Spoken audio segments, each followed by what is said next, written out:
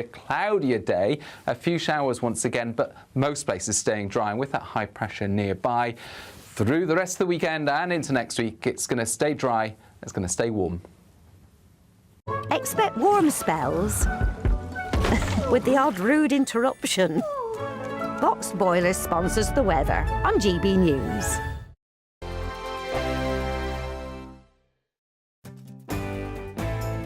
I'm Andrew Pearce. This is GB News, the People's Channel, Britain's news channel.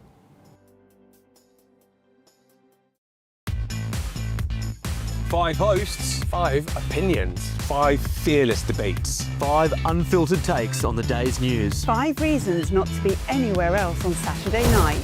This is the Saturday 5. You got me good there. Britain's biggest Saturday night TV show. It's not a bad brand. Yeah. Uncensored. Very, very racy tonight. On the unpredictable. What did she say? Can you translate it for us? And always entertaining. And how can a country go from being led by William Wallace to Saturday nights from 6 p.m. only on GB News. the People's Channel? Britain's news channel. You're going to want to stay tuned, trust me. Some people enjoy lazy Sunday mornings, but not me. What's the truth of the matter? So that's a very live question. Would you support him if he waters down these plans? Before the spin sets in, I'll be getting to the truth. This is personal. No soft questions, no easy answers. It's one thing if the state has rules in this country. It's another thing whether the police and others actually police them. Setting the agenda and holding those in power to account. You can't really blame her if the system is set up this way. You will not want to miss it, trust me. The Camilla Tominey Show, Sundays from 9:30, only on GB News. Westminster's full of talk, but out here, it's the real world. Am I allowed to talk then? No, that's it. This is where it matters, real people and real lives. That's what politics is all about. The fact that Trump made a good start, no. Straight answers, no spin, and just a couple of pints. How many fingers have I ever got up? About 10. So join me for Lee Anderson's Real World every Friday at 7 p.m. only on GB News. The People's Channel, Britain's news channel. From the school run to the home run, watch a new show for all of Britain. So he can say whatever he wants. A straight talking show where all voices are heard. And, when are we going to stop talking about smashing the gangs and actually do it? With the stories that matter from every part of our country. There's a bit of a crash landing there for your Chancellor. Bold, fearless and standing up for you. That's me, Martin Daubney, 3 p.m. till 6 p.m. weekdays here only on GB News. The People's Channel, Britain's news channel. Breaking news, live updates, stories that matter. From the heart of the GB newsroom to every corner of Britain, with our team of dedicated journalists across the UK. GB News bulletins are there to deliver the latest news that matters to you. Bulletins on GB News. The People's Channel, Britain's news channel. I'm Bev Turner. Thank you for joining us on GB News, the People's Channel, Britain's news channel.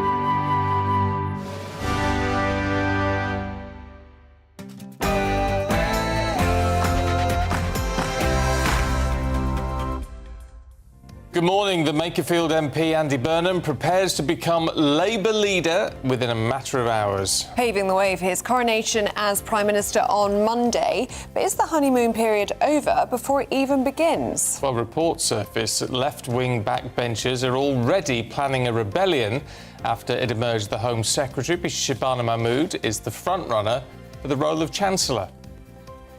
Well, in one of his final acts as Prime Minister, Sir Keir Starmer hands Sir Sadiq Khan a peerage, opening a path to making the London Mayor a minister.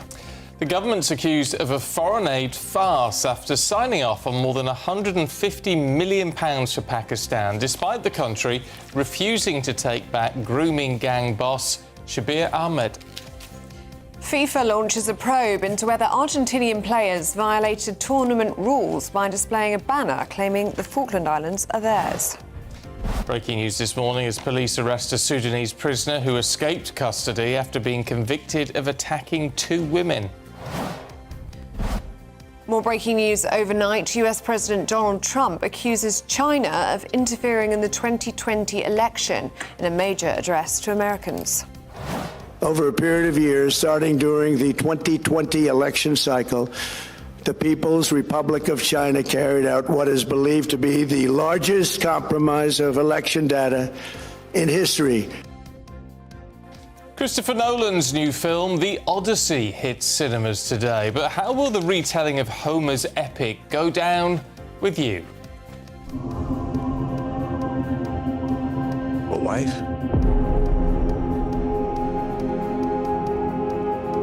A son?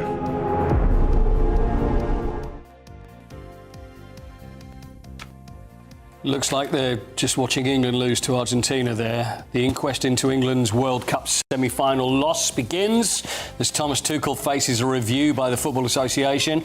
8 English players finished under par in the first round of the Open at Royal Birkdale. And in rugby, England have changed hotels as they get ready for their final match of the summer against, guess who? Argentina in Buenos Aires. A bit of a drab start again for some, but generally it's going to be another sunny day. Generally dry, just 1 or 2 showers here and there. Will that continue into the weekend? Well, join me later for a full forecast. It's just gone 6 o'clock. I'm Stephen Dixon. I'm Ellie Costello, and this is GB News Breakfast.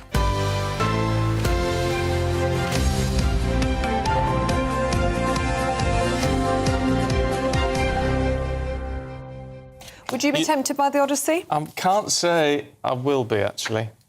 See, I wasn't, and then I read the reviews, and now I'm desperate to go. But you can't get a ticket. Really? Oh, really? Apparently it's all booked up. Sold You're out. kidding me. Yeah, well, my local cinema anyway it is. Odysseus, right? Oh, here we go. Yes, The Odyssey. This is from the Oscar-winning director Sir Christopher Nolan. Has received rapturous reviews from critics. It's been called the film of the year, and another critic said it would change cinema forever. A colossal piece of cinema. How's it going to change cinema forever? I don't know. It sounds good, though, doesn't it? It's long, though. It's another one of those long ones, isn't it? Yeah, so I think it's about 3 hours. Oh, that's a long time. Great cast, though. It's got Matt Damon, Zendaya, Tom Holland, Robert Pattinson, Anne Hathaway. I mean, it's a fantastic cast, but it's just like the clip that we showed in the headlines there, when it's all just mood music and not a lot going on. I can't... Not a lot just talking. staring at each other. Yeah. And the thing is, back years ago, they used to have an intermission, didn't they? Yes. So why that's, wouldn't it be a Ice creams good... and cigarettes being brought round. Exactly. Have a fag and a cigarette. Have a fag and a cigarette. Have a fag and an ice cream, as you say. But wouldn't it be a good idea if they're that long to have a little break? Yeah. Because the amount of people you get up and go to the loo and get some popcorn, do all that sort of stuff. Yeah. Oh, it's a good Yeah, idea. 3 hour running time is pretty Yeah, crazy, it's a bit isn't it? long. And then if you're there for the adverts as well, you're in the cinema for 3.5 hours. Yeah, and in the summer as well. You go in the summer and much. it's a beautiful day outside. In the middle of a heat wave. I think we talked yourself out of it. Have we talked you out of it yet? No, not You're yet. still going to See, go. I feel like I should go now. I'll be the guinea pig. Yeah, but you're going because everybody else wants to go. That's what's I making want to you be want part to go. of something. You do. You don't want to miss out. FOMO. But I also like all the classic stuff. Oh, do you? Yeah, I do. Right. Okay. Have you seen Spartacus? Yes. There you go. So it's it's all that sort of stuff. Yeah, all that sort of stuff. Yeah, very good. So I'll let you know if it's good. Please do. If I you like get a an ticket. action movie. Do you? Yourself. Action or, thriller. Well, there's got to be action involved, though, isn't it? Yeah. I think it's a bit of a thinker's movie, that one. Right. Okay. Fine. What, The Odyssey? Yeah, do you not think? Yeah, it would be, yeah. It's a classic tale, isn't it? Anyway, let us know what you think. gbnews.com/, you'll say. Right, should we start off with this business with Pakistan? It's being called a foreign aid farce. The government has signed off £153 million that we're now giving to Pakistan.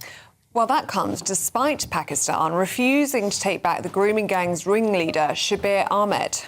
So why are we doing it? Well, the Foreign Office says they've revealed this increase. Anyways, Downing Street said they're doing all they can to deport the rapist who's now been released from prison. Yes, well, let's speak now to former Conservative Minister Kevin Foster. Kevin, what is going on here? We're being told that the government is doing everything possible to deport Ahmed, and yet they're giving £153 million to Pakistan. Absolutely. It's a complete contrast to what we're getting in terms of mood music out of particularly Downing Street, that they're going to do all they can. They're going to change the law to remove the legal barrier we've been talking about. But then you get the Foreign Office is sending them 153 million quid in aid. And what this talks to, and it's not a new problem, it's one that existed under the last government as well, is that a lot of times trying to get someone out the country will be seen as a problem for the Home Office, whilst meanwhile the Foreign Office and others get on with what they see as their agenda. This is where you need leadership from the centre, particularly in Downing Street, to say, actually, this is our priority. We do want to get rid of this person. And this guy is going to be the first of many they'll be looking to move to Pakistan. And this is hardly a way of going about it. Or perhaps it is. I'm desperately trying to look at the other side and wonder, is this part of the sweetener, if you like, to say we're keeping them sweet, the back channels are saying do this and then we'll start to take them? It's possible, and there are relationships with Pakistan around thing, and it is a stretch. Normally you'd announce this after, you'd say, look, this decision's coming up. We do need to show progress in that you are going to agree to take back, because one of the two things with deporting someone out of this country, the first is to remove the legal barriers to deporting, and that's when we get into all the debates around things like the European Convention on Human Rights and some of the rather bizarre judgments we see come out of the courts. The second is getting the country concerned to agree to take them, or a third country to agree to take them. In this case, he is a citizen of Pakistan. I think he's tried to renounce that, but he is a citizen of Pakistan, and it's about removing him back to that country and getting agreement, basically, for the logistics to do so. Yeah, you were an immigration minister, right? I mean, the rules are he is not a British citizen, but he is a Pakistani citizen. Why don't we, once the law is suitably amended, why don't we fly him out and drop him off? Well, a lot of people say this. Why do we need permission to do so? Well, first, what happens if Pakistan hit back and put him straight on a plane and fly him back? Well, they can't, though, but then we can refuse him entry.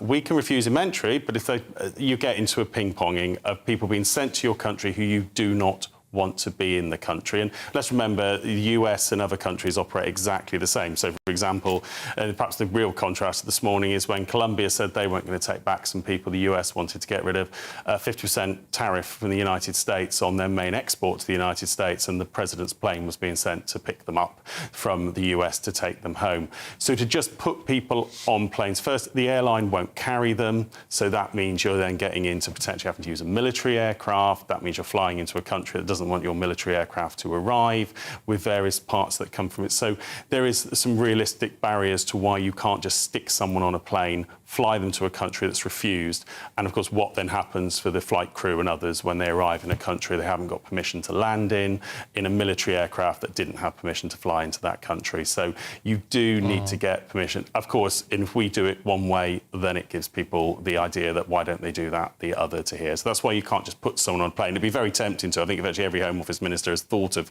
God, I'd like to just stick someone on the next plane out of this country. But that is the issue, is that airlines won't carry them, and then you get into, of course, what is your alternative, and inevitably that's a military aircraft. We've got the Tories and Reform both saying that all aid to Pakistan needs to be cut off until Pakistan agrees to take Ahmed and other grooming gang perpetrators. There's also a lot of confusion about why we're sending so much foreign aid to Pakistan when this is a country that has a space programme. Yes, space programme, also a nuclear programme, remember as well. There are some issues in terms of work with Pakistan where we do have cooperation around national security. We can all think that they border Afghanistan, they are a source of intelligence that clearly no government's ever going to comment on, particularly in detail. Yet there is a debate with this country, like there are with others, that at a time when public finances here in the UK are hardly in a great spot, there are clearly quite difficult decisions that the next government's going to have to make. Why are you still paying it into Pakistan, as you say? There's a space programme, there's a nuclear weapons programme, where some of this may have... And also they're a slightly dodgy ally. aren't they? I mean, they are officially an ally, but I mean, the sort of security services relations with the Taliban and government, they're not a straightforward, solid ally, are they? No, absolutely not. Pakistan is a complex country. Parts of it bordering Afghanistan are pretty much lawless. There are, there's elements of their security services that have links with that have been alleged to have links with extremist groups. It's not a thing. And of course, some of its human rights record is hardly exemplary in its own right, which of course then links into other issues of trying to remove people out the country to Pakistan. But let's be clear, this is not something that the UK doesn't do itself. There's some quite unpleasant people we've ended up with who are British passport holders who've committed offences abroad that then we do the right thing in taking them back. But at the same way, it's perfectly reasonable for us to expect countries to then take their own citizens back. But as I say, it's an odd one. So you're doing everything you possibly can and then give them 153 million quid. OK, Kevin, we'll see you again in the next hour. Thank you very much. Well, the Foreign Office said that this additional aid would be helped to build a safer, more resilient Pakistan, which would reduce security and migration risks to the UK. Yeah, and I was also reading Number 10 have said that this aid isn't going to the Pakistan government, but to charities and other bodies working in the country. There you go. Anyway, I'm sure you'll let us know what you think, gbnews.com/your say. But at 11 minutes past 6, it's time for the Daily Reflection. The GB News Daily Reflection. Hi, I'm Chris Tufnell, a vicar in the Church of England. We live in an age of instant reactions. Whether on social media, in the news, or in everyday life, we're often encouraged to make up our minds quickly, to jump to conclusions, to express our opinions loudly, and assume the worst of those who disagree with us. We hear half a story, form a judgment, and feel ready to pronounce a verdict. The Bible offers wisdom that is almost the exact opposite of that. In James chapter 1, we read, "Everyone should be quick to listen, slow to speak, and slow to become angry." That's how we want people to behave towards us, isn't it? When I have a bad day, I want people to give me the benefit of the doubt. When I fail, I want to be forgiven. But we can be much less willing to extend the same grace to others. James goes on to say that the solution to this isn't to just try harder, to be better, but rather to humbly accept the word planted in you. That's what he says. He's referring there to a message which, like a seed buried in the soil, gradually grows and begins to bear good fruit. The message he's referring to is the Christian message of what God has done to save us. It's that message that has the power to change us. Christianity says that God's patience towards us isn't hypothetical, it's historical. It's seen in Jesus Christ, who came not to condemn us, but to forgive us. In a world that rewards the quickest reaction, the sharpest put down, perhaps we need a message with the power to make us quick to listen, slow to speak, and slow to become angry.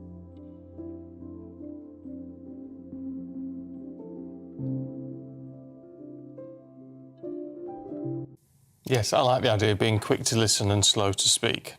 Actually, very wise, isn't it? We should practice patience. We should all be a bit more like that. Yeah, we should. And that's Chris Tufnell, who's our favourite. We like him very much. He's very good. He's very, very good. Right, it's 14 minutes past 6, and it's just a matter of hours now until Andy Burnham becomes the new leader of the Labour Party. And to be fair, it looks like the Makerfield MP won't be getting a honeymoon period. Well, reports have surfaced that backbenchers are already planning a rebellion. Their discontent is apparently over reports that the Home Secretary, Shabana Mahmood, is set to become the next Chancellor. Those on the left of the party are said to consider her too right-wing for the role after she took a hardline approach to reforming immigration laws. In Parliament, Sir Sadiq Khan has been elevated to the House of Lords as one of Sir Keir Starmer's final acts as Prime Minister. It means he could be made a minister in Andy Burnham's cabinet. Let's talk to former Labour advisor Paul Richards. Paul, good morning to you. Can we start with this potential of a rebellion? I'm intrigued by all this talk about who's going to be in number 11. The fact Shabana Mahmood is being talked about so strongly. We don't actually know, do we?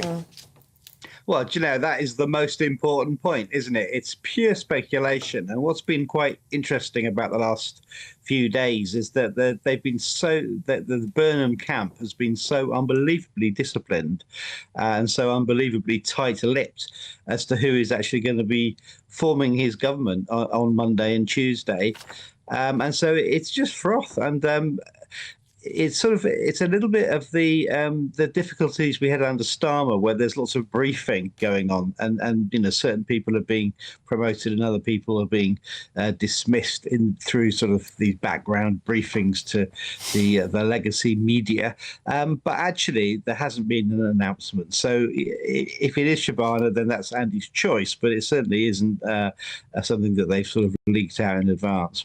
I mean, Paul, you say there's good discipline, but front page of the Times today, a number of senior allies at Burnham talking about Shabana Mahmood, saying that it would be a mistake to appoint her as Chancellor. Shabana has no sense of economics. She's not collaborative. And another Labour MP, this is Rachel Maskell, saying that appointing her would be a mistake. They want Ed Miliband.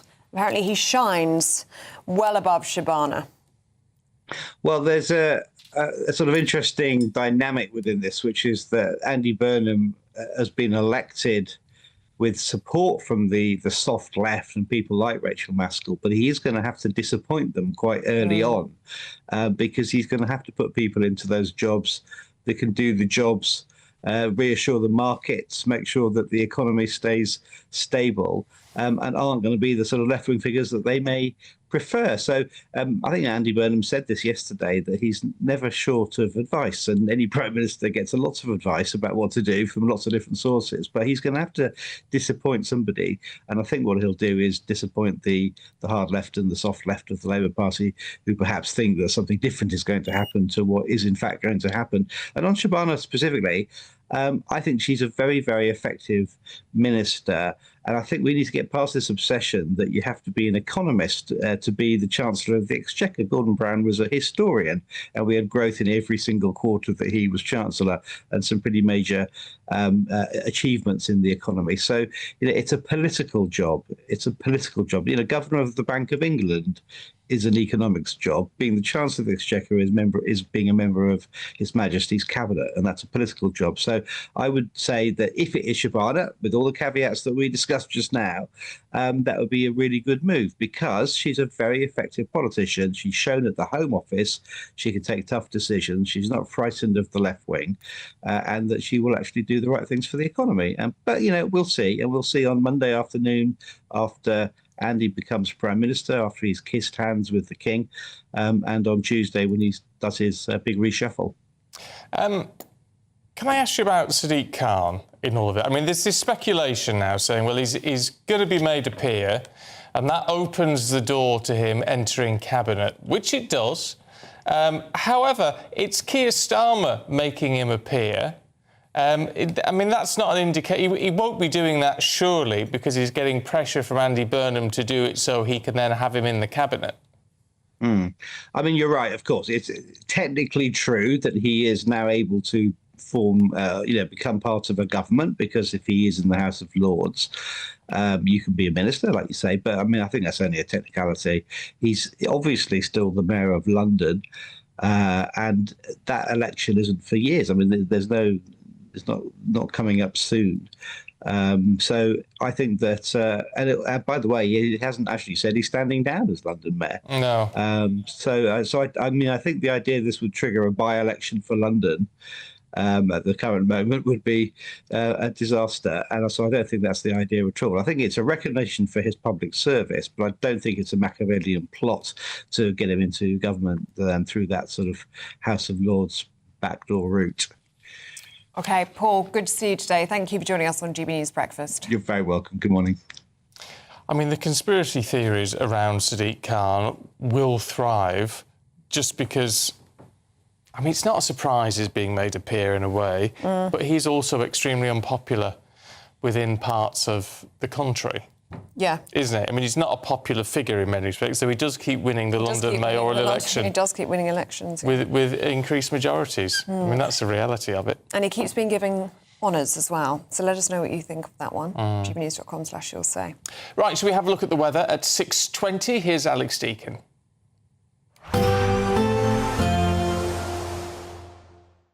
Expect warm spells with the odd rude interruption. Box Boilers sponsors the weather on GB News. Morning, welcome to your latest weather update from the Met Office here on GB News. The next few days will bring more dry and sunny weather for the vast majority. It's going to turn a little cooler through the weekend.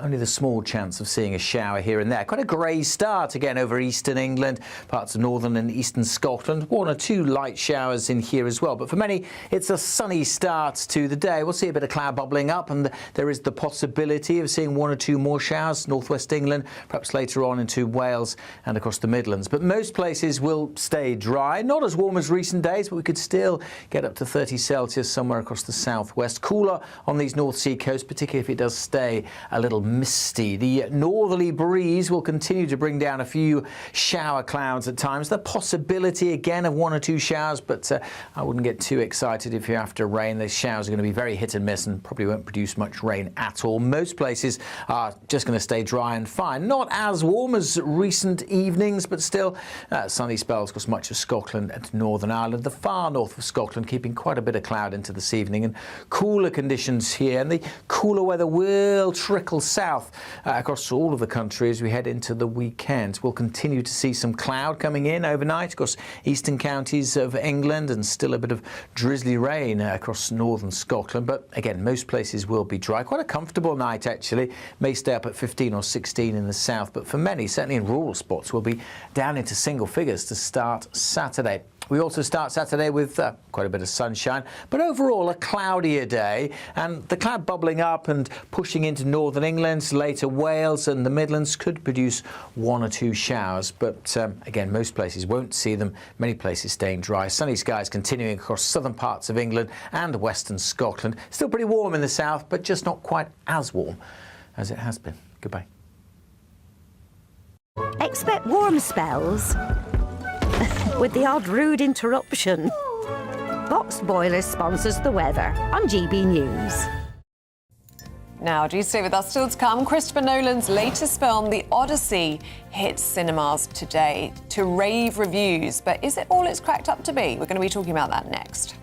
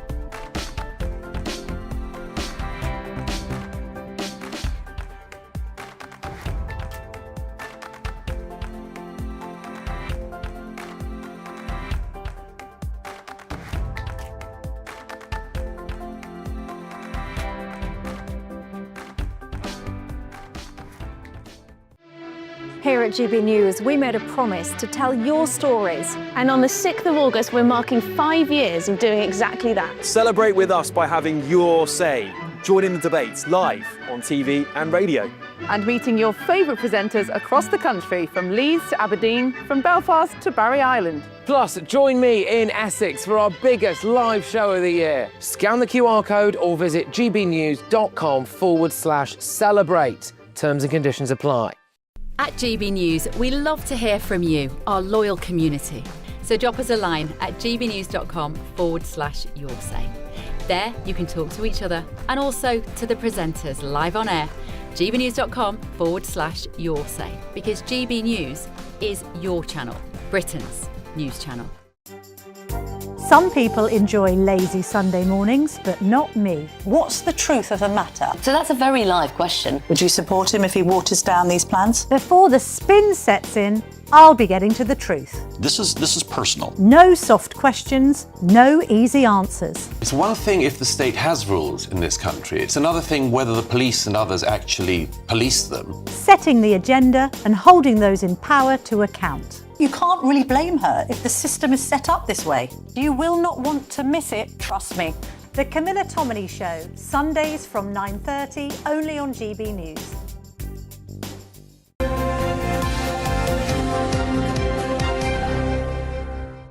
And now it's 6:26 and Christopher Nolan's latest film, The Odyssey, debuts in cinemas today. It premiered in London overnight.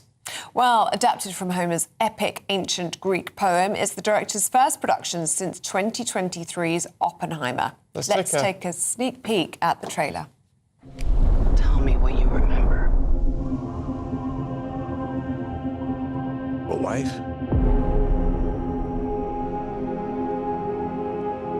A son? And then what? We won the war.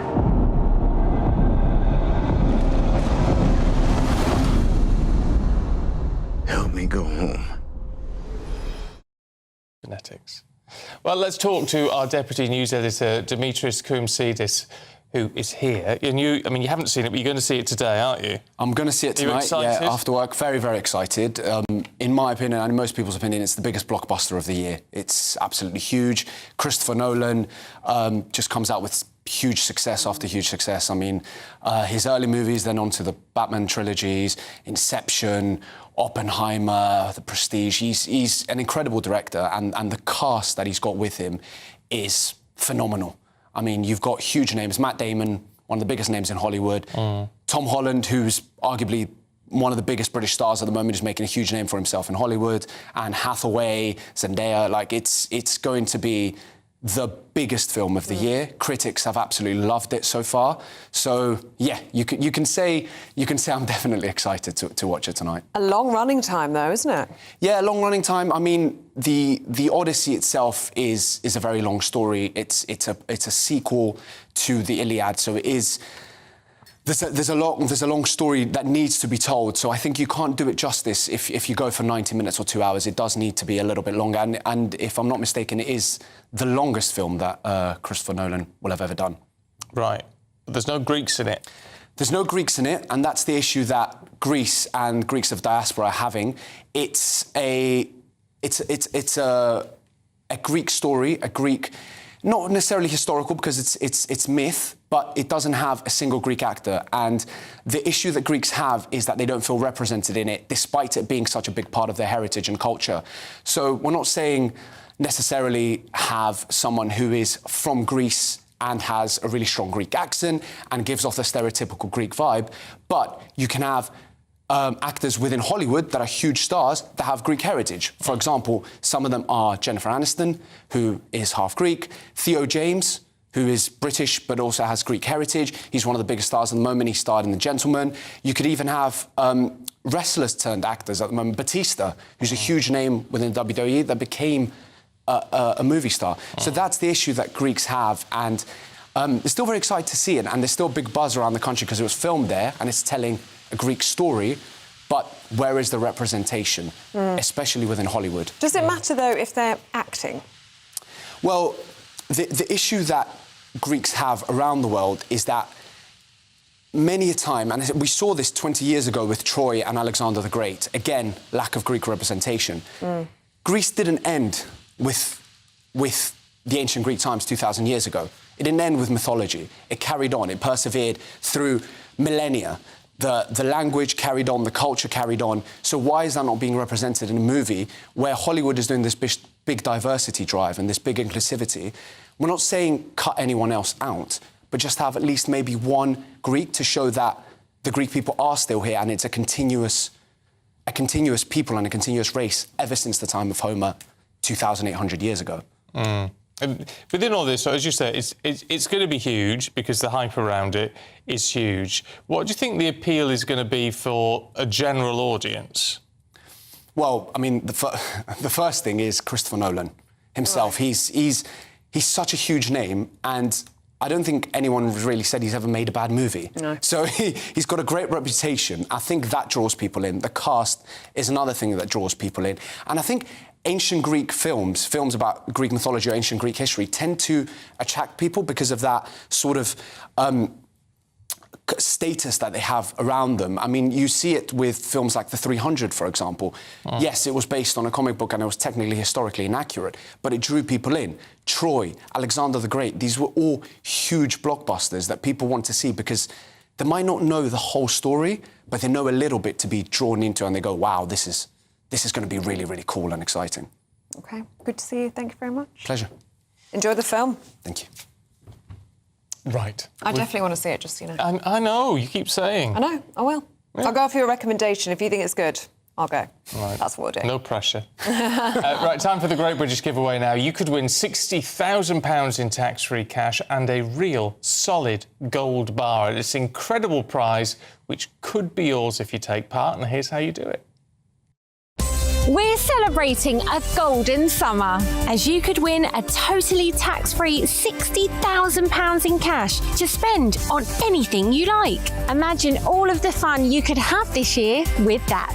You could spend it on treats, save it for a rainy day, or give you the chance to chill out and relax on the perfect getaway. Plus, we're going to give you a £5,000 gold bar that you could keep, trade, or gift to a loved one and secure their financial future. You really could be enjoying gold and £60,000 cash in our golden summer celebration. For a chance to win £60,000 in tax-free cash and a real gold bar, text GOLD to 63225. One entry costs £2.50 plus one standard network rate message, or text BONUS to 63225. 5 entries cost £5 plus one standard network rate message. Go to gbnews.com/win. Entries start at £2.50. Call 0903 686 3232. Calls cost £2.50 plus your network access charge, or post your name and number to GB22 PO Box 8690 Derby DE1 9TT. UK only. Entrance must be 18 or over. Lines close at 4 p.m. on the 21st of August. This is a network giveaway. Entries will be pooled. Please check the closing time if listening or watching on demand. Good luck.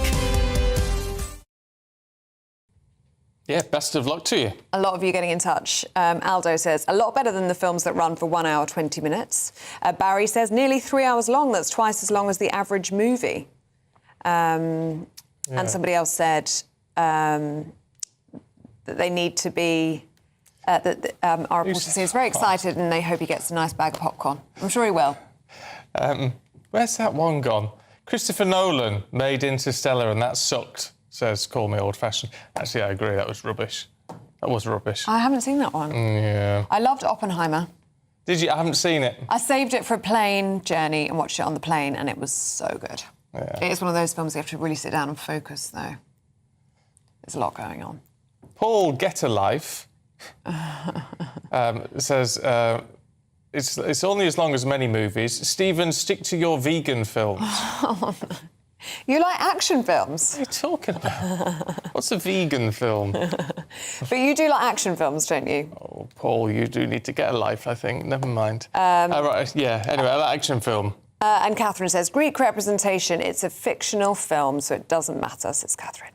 Yeah, oh well. You know, and loads of good films are 3 hours, says Paul. Goodfellas, Godfather 1 and 2, Malcolm X, Titanic. Don't need to carry on, yeah. Need I go on? Right.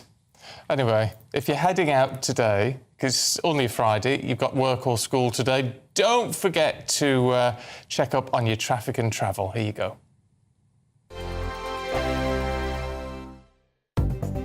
Good morning. This is the latest AI travel news from gbnews.com. The M3 is closed between junctions 10 and 9 near Winchester.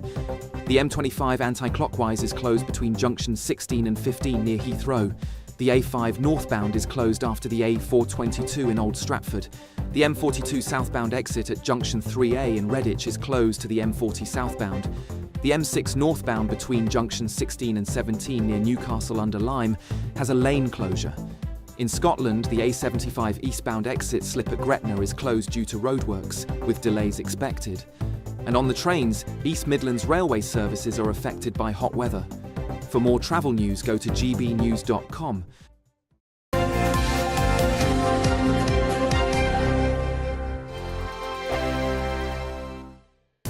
I've been in Westminster for a long time, but I know that though power may be here, its effect on people's lives is across the whole of the country. We may be where rules are made, but it's where they're implemented that matters. Join me, Jacob Rees-Mogg, for forthright and frank discussion on where Britain has come from, where it's going, and where it will end up. That's State of the Nation, Monday to Thursday, 8 to 9 o'clock. Vox Populi, Vox Dei. Hi, I'm Michelle Dewberry, and my show is your opportunity to cut through all the noise and dive in headfirst to some robust debates. Ideas clash. Situation, isn't it? Because the failure is you're deliberately avoiding my point. Nothing's held back, And if you think this is the end of it, wait for more. and we do not shy away from the difficult stuff. Sometimes I want to shake people and say, if only you understood. So join me on Jubes & Co. weeknights at 6 p.m. only on GB News, Britain's news channel. Welcome to Free Speech Nation with me, Josh Howard. This is the show where each week we see what's happening in the world of culture, current affairs and politics. First we'll say, welcome to the UK. And we're not afraid to use our free speech so that you can use yours. It's not controversial in the slightest to anyone who hasn't lost their mind. Free Speech Nation, Sunday nights at 7 p.m. only on GB News, the People's Channel, Britain's news channel. As soon as it hits 11 and the headlines come in, Late Edition brings you the breaking news from all the front pages. because the news is going to happen. So get a head start today. Patrick Christie's tonight, Late Edition. Alex Armstrong tonight, Late Edition. From 11 o'clock every night. Only on GB News, the People's Channel, Britain's news channel. From the school run to the home run, watch a new show for all of Britain. He can say whatever he wants. A straight talking show where all voices are heard. And, when are we going to stop talking about smashing the gangs and actually do it? With the stories that matter from every part of our country. There's a bit of a crash landing there for your Chancellor. Bold, fearless and standing up for you. That's me, Martin Daubney, 3 p.m. till 6 p.m. weekdays, here only on GB News. The People's Channel, Britain's news channel. Do you trust what you're being told? Good, because neither do I.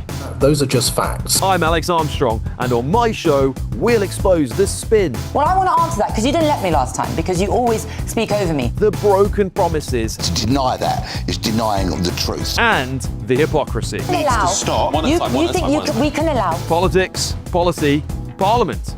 Nothing is off limits. No sugarcoating, no fear of offence, just the truth laid bare. Tune in every Saturday and Sunday at 9 p.m. for Alex Armstrong Tonight, only on GB News, Britain's news channel.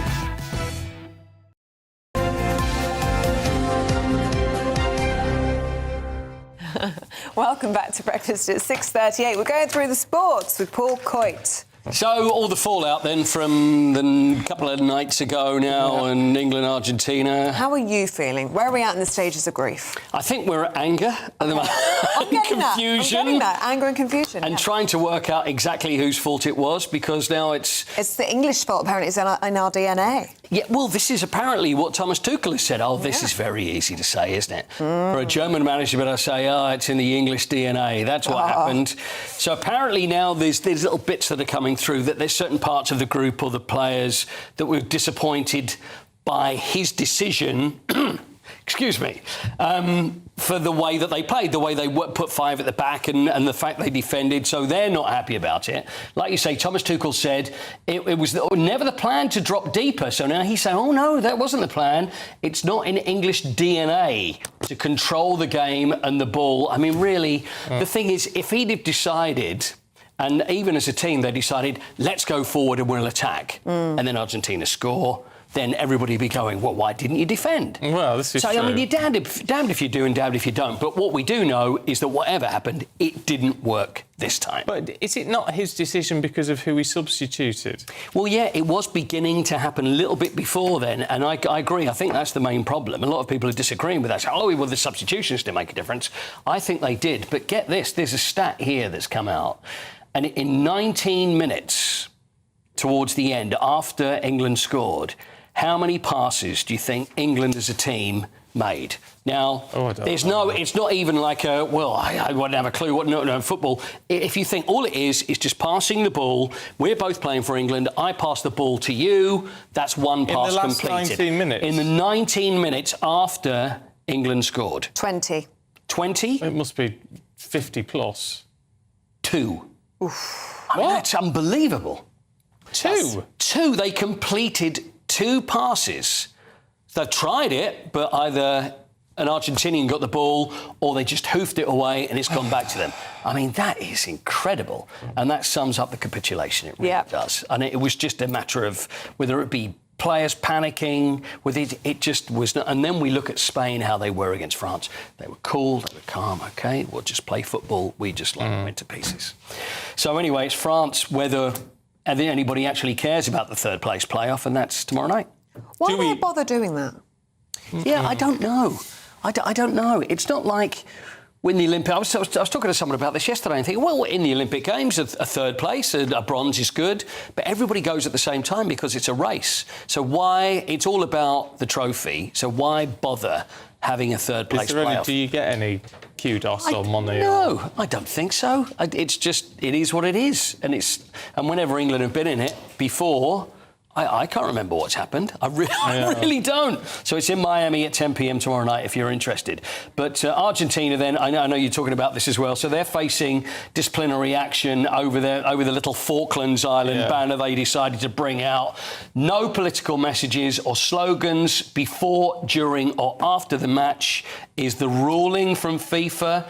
They had they said the Falkland Islands are Argentinian. I mean, that's more than just a little political message, isn't it? It's more I mean, I was being facetious with that. I mean, just look at this. And the thing is, what really annoys me is that you've got players that play in the Premier League over here. Yeah. What are they thinking? And one of them, this is Spurs captain Christian Romero, I should say. And he's made millions from playing here. I just find it totally stupid and disrespectful, and I hope they get banned for the final. They won't, I'll tell you that right now. FIFA won't stand up and go, yeah, you know what, we're going to take it away. They're never going to allow that, especially what Donald Trump had said about having best players in big games, etc. He's never going to do that. So what Infantino, I imagine, will probably just hold it off. Let's wait until after the final, and then maybe the Argentinian Football Association will get a fine of about 20,000 quid, which they got last year, which is, last time they did it, which is nothing. No. So anyway, the fact that it happened against England, I think, is just diabolical. Fine them heavily and ban some of the players. But I don't think that's going to happen. Well, at least we don't ever have to think about England versus Argentina for a very long time. Yeah, I know. What are the chances? So in the Rugby Nations Championship, which is on now, this is the way the fixtures fall. England are actually in Buenos Aires as we speak, and they've got to play Argentina tomorrow night. I mean, really. So they've got a hotel room right in the centre of the city. They're playing about 500 miles away, but they're set. So they get back, and they'll be staying overnight in the middle of Buenos Aires Sunday night as the World Cup. When they win. Yeah, I hope they'll all be wearing Spanish shirts then. I don't know whether it'd be a good idea, but what are the chances that's going to happen? You can't write it. You really couldn't. Well, you could actually, but it's happening. Yeah, there it is tomorrow night. So let's just hope we try and get our own back for what it's worth. Yeah. I bet they won't be holding signs. I bet we won't be seeing signs from the rugby players. When they go low, we go high. Yes, exactly. That's the way. All right, Paul, thank you. See you later. See you later. Paul. Let's have a look at the papers with Candace Holdsworth and Tim Vincent. That's up next. First, here's the European forecast. Ready to soak up that holiday sunshine? Won't we need some cover? No worries. All sorted. All Clear Travel Insurance sponsors GB News Travel Destinations Forecast. Loads of sunshine around the Mediterranean at the moment. The heat's really focused across Italy, but we are going to see temperatures rising in Spain once more next week. Pretty hot and sunny across most of the Greek islands currently too. There's that hot sunshine across Italy. Small chance of 1 or 2 isolated thundery showers across the far north. Sunny skies for most of Spain. Sunny spells for the Canaries as well. Temperatures will be dipping a little bit in Rome over the next few days, but plenty more sunshine to come. All Clear Travel Insurance sponsors GB News Travel Destinations Forecast.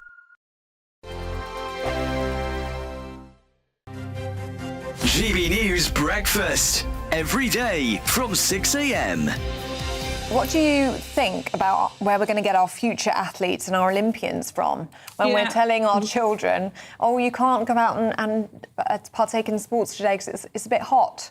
It's a bit hot. Yeah, I know, it's ridiculous, isn't it? I mean, you're absolutely right. And, you know, not only are we cancelling sports days in some schools, and you said, you know, have to. No, they don't have to. This is the choice that the schools are making, that the heads are making. So my granddaughter's school, I've just done the school run this morning. They're not cancelling their sports day. You know, they're just being sensible. Why not move it to the morning? You know, I've just dropped her off now. It's 17 degrees. So they're perfectly capable of running at 9 o'clock in the morning instead of 2 o'clock in the afternoon. There's lots of ways that they could think outside of the box and do this. I mean, Labour is just about to cut 22% from the sports budget as well. GB News, the People's Channel. Dubes & Co. Weekdays from 6 p.m. Industrial action in the 70s, all of that is part of the culture of that great town, and it's something that reflects a lot about the rest of us. Right, but the word culture does not... It doesn't mean opera. That's history. Yeah. That's the history of the town. How is this money spent? Whose money is it, right? I presume it's taxpayers' money, i.e. my money anyway, and if you pay tax, Susie, that will I do pay a bit, Kelvin. Okay. Yeah. Not as much as you, I'm sure. No, but how much do we spend on the City of Culture for Hull? Do you know? Well, look, so these shortlisted towns, they will receive £60,000 each to develop their full bids. Apparently, it's about restoring pride in local areas.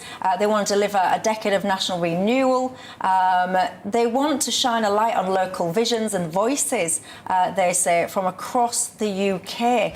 GB News, the People's Channel. Britain's newsroom. Weekday mornings from 9:30. So you go along to the car showroom and only like 10%, at most maybe 15%, pay cash. The rest buy on some form of financing. And you often buy, it's a bit like a mortgage, and it's like buying a mortgage from the estate agent, which we all know is a terribly bad idea. Yeah. But this is what people did. And the deal is, the scandal is, the guys in the showroom were acting as dealers and brokers, and they were in many cases inflating the interest rate that you paid so that they could get bigger commission. And they didn't declare that. So you basically ended up paying more for your car than you would otherwise have done if you'd gone into the open market and found yourself, you know, a better deal. How did that come to light? Well, over many years. I mean, this has been going on since 2007. GB News, the People's Channel.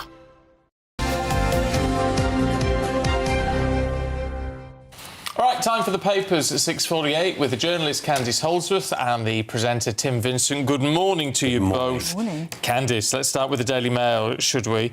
And this, what they're calling the foreign aid farce. Yes, so this is in the Daily Mail. This is the ongoing drama of our inability to deport back to Pakistan a convicted former leader of a Rochdale grooming gang, Shabir Ahmed.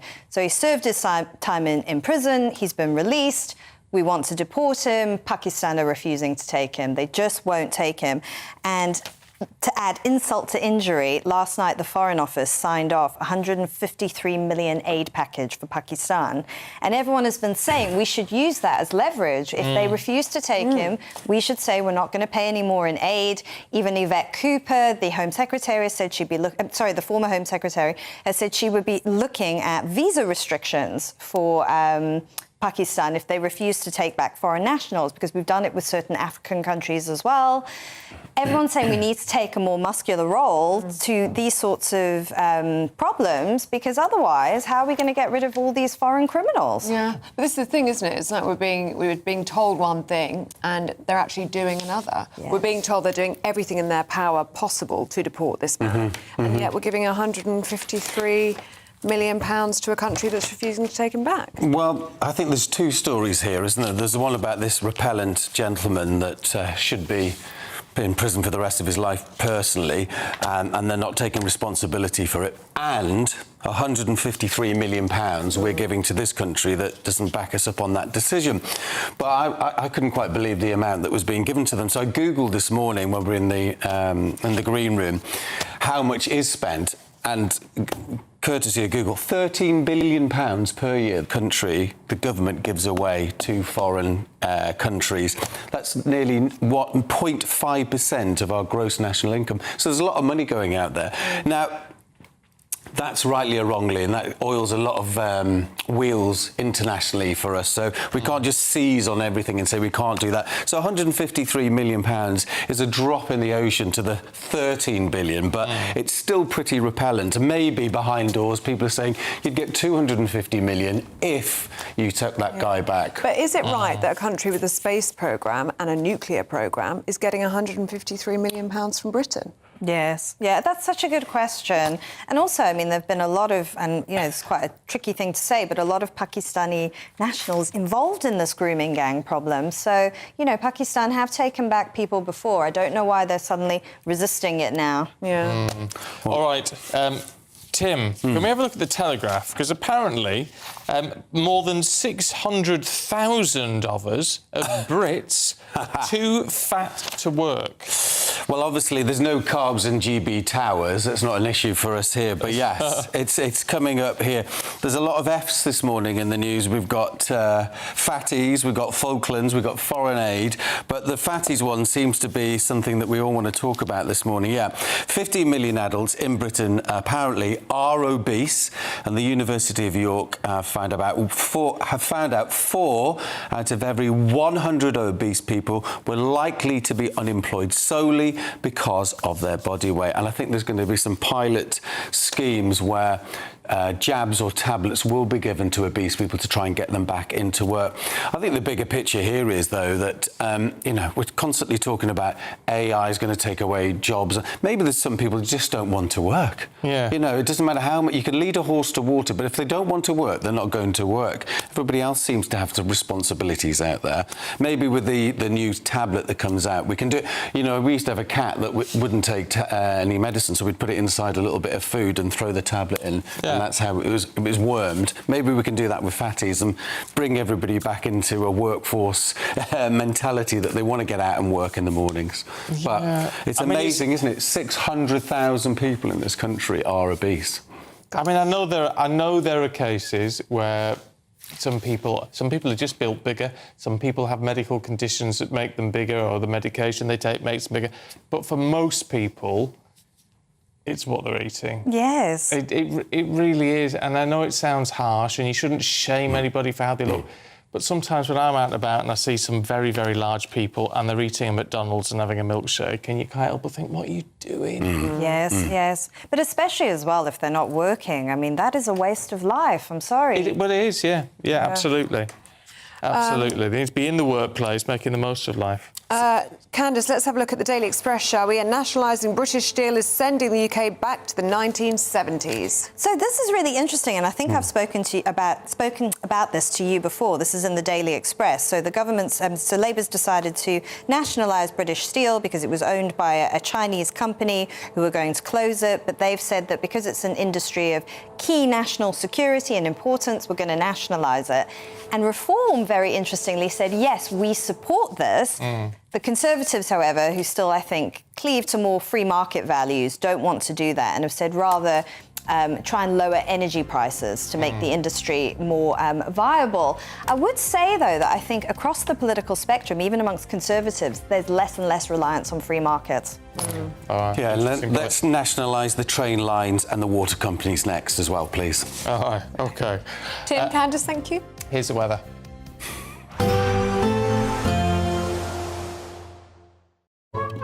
Today's outlook: cool, calm and completely horizontal. Boxed Aircon sponsors the weather on GB News. Morning, welcome to your latest weather update from the Met Office here on GB News. The next few days will bring more dry and sunny weather for the vast majority. It's going to turn a little cooler through the weekend.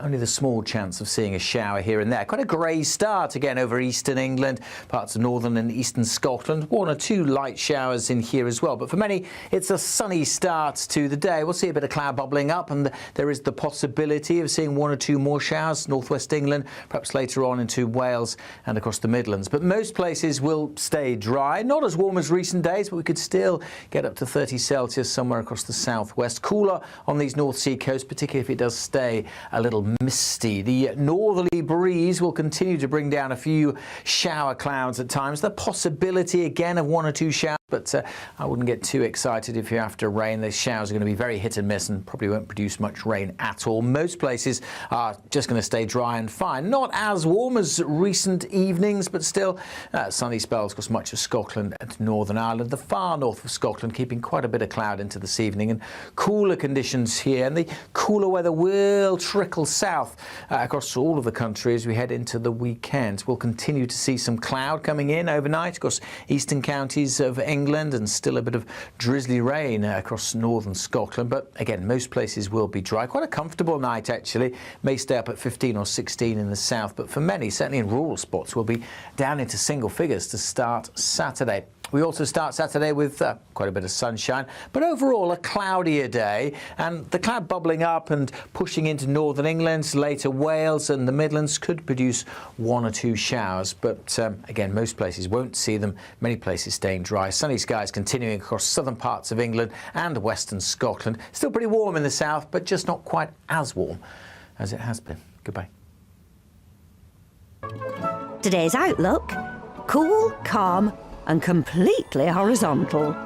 Boxed Aircon sponsors the weather on GB News.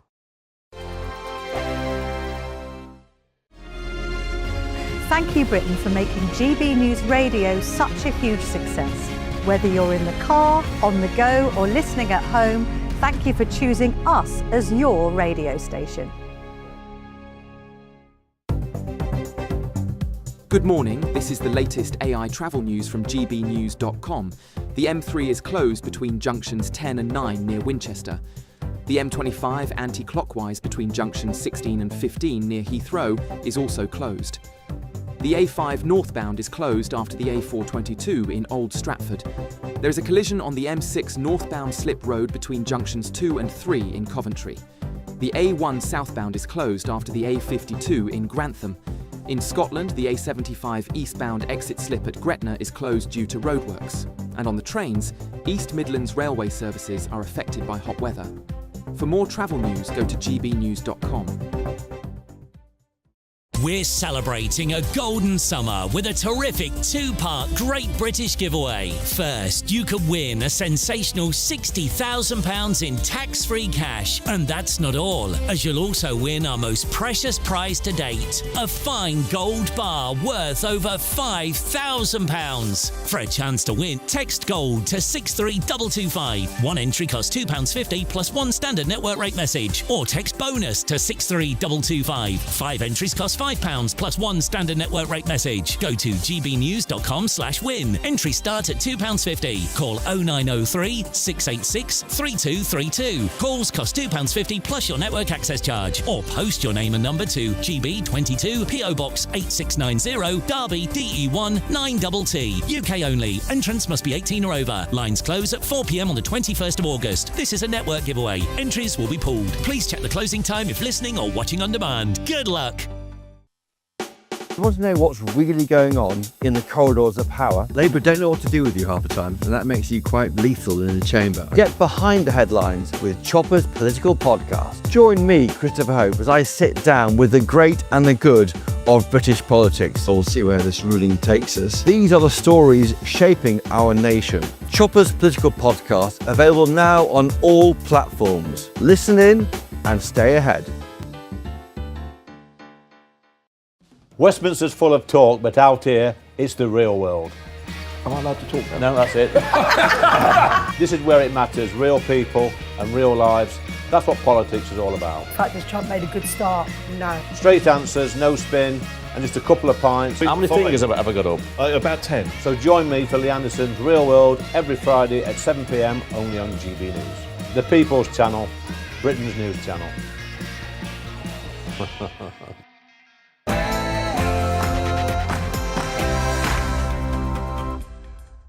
Good morning. The Makerfield MP Andy Burnham prepares to become Labour leader within the next few hours. Paving the way for his coronation as Prime Minister on Monday. But is the honeymoon period over before it begins? Well, reports surface that left-wing backbenchers are already planning a rebellion after it emerged the Home Secretary, Shabana Mahmood, is the front-runner for number 11.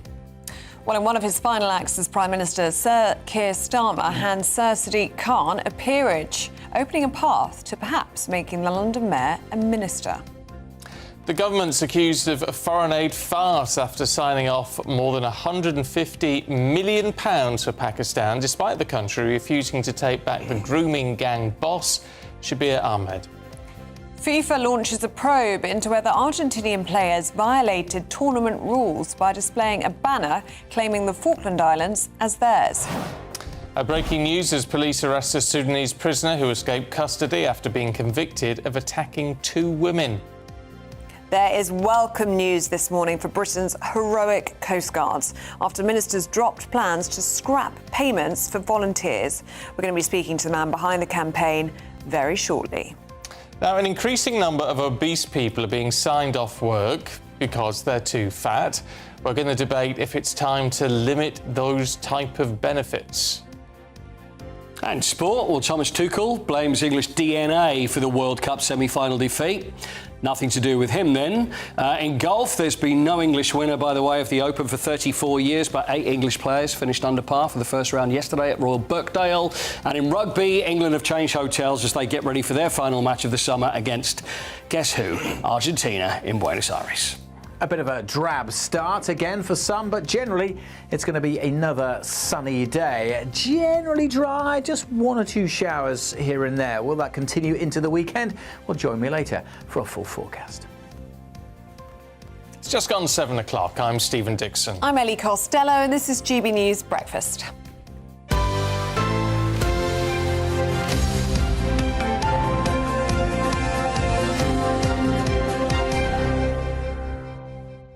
Start the day with a song and a smile. Yeah, we've got the Friday feeling. She has. I've got another 2 days. Oh, I'm sorry. Forgot about that. Yeah, thanks. You can enjoy your Friday feeling on Sunday. I will do. And you've got the Friday feeling as well. I've got the Friday feeling too, yeah. Well, most of you will have the Friday feeling. Yeah. Yeah. So we kind of feel sorry for you. Do you? Apart from that. Yeah, I know, it's a tough life. But it is first day in the office for somebody, isn't it, technically? Well, it is. Andy Burnham. He's not Prime Minister till Monday, but he becomes the new Labour leader today. But it's already looking like he's not going to get a honeymoon period. Yes, because reports have surfaced that backbenchers are already planning a rebellion. Their discontent is apparently over reports that the Home Secretary, Shabana Mahmood, is set to become Chancellor. Yeah, those on the left of the Labour Party, and that seems to be most Labour MPs, are said to consider her too right-wing for the role. That's because she took a comparatively hardline approach to immigration. Well, elsewhere in Parliament, Sir Sadiq Khan has been elevated to the House of Lords as one of Sir Keir Starmer's final acts as Prime Minister. It means it is possible for him to be made a minister in Andy Burnham's cabinet. But will it happen? A bit doubtful. Let's speak to former Labour Minister Bill Ramble. Good to see you. Good morning. This morning. Hi, Bill. Can we have a start with this Sadiq Khan business, just because we've just mentioned it? What do you make of it? I mean, in a way, it's not a surprise he's getting such an honour, despite the fact that Sir Keir Starmer wanted to abolish the House of Lords. He's quite happy to promote people into it. But it's not a precursor to a cabinet position, is it? I don't think so. I mean, look, I'm not Sadiq's biggest fan, but it's not unprecedented for people to be made peers of the realm. But I think, if I'm honest, I think it is probably payback from Keir for support that Sadiq has given him whilst he's been Prime Minister. Nothing more, nothing less. Jobs for the boys, then. Well, look, until you abolish the House of Lords, you need Labour representation within it. And, you know, Sadiq is an effective figure. But I don't think it's a precursor to him coming into the Cabinet, and I don't think that would be a good move by Andy Burnham were he to do it. Doesn't it make you a bit mad? If all these people who say we need to abolish the House of Lords until they get in it and claim they're £400 a day tax-free for turning up, you know, then suddenly they change their mind. Well, until you abolish it, you need Labour representation within the House of Lords. I think the big stumbling block is how do you avoid an elected second chamber that will come head-to-head with the House of Commons and effectively create gridlock? So there needs to be a new way forward. But until you do that, you need Labour representation, and Keir's entitled to appoint people as Labour peers, as he's done with Sadiq. What do you make of this left-wing revolt brewing over Shabana Mahmood as Chancellor? I think it's overstated. I mean, look, we're at a historic moment, a new Prime Minister. Andy comes in with a broad coalition of support, but he's going to have to hit the ground running. And I think there are three challenges. One is appointing the Chancellor of the Exchequer. If it is going to be Shabana Mahmood, I'm heartened because I think Ed Miliband would be a shift to the left, and I think would alienate the markets and the stability that you need. And Shabana Mahmood is a good policy maker. She's an effective communicator. She sticks to her guns, and that's what you need in a Chancellor. But the left of the party don't like her, and this is the challenge, isn't it? If you want to have a broad church government, you're going to run into problems. Yeah, but look at the immigration reforms, which again I think Andy is going to have to double down on. There were 80 Labour MPs who said they were going to rebel when it came to a vote. It was only 14 of them. So, you know, there will be some critics on the left of the Parliamentary Labour Party, but I think this will be a good move. Secondly, I think Andy is going to have to make clear that he supports the immigration reforms. There is progress being made on immigration, but we need to go further and faster. But I also think he's going to want to give a strong indication on support for cost of living, which is the big challenge that everyone's facing. I just wonder if Labour MPs are going to feel like they've been sold a dud on all of this, because with the greatest of respect to Andy Burnham, his position pivots. Right, and he's gone.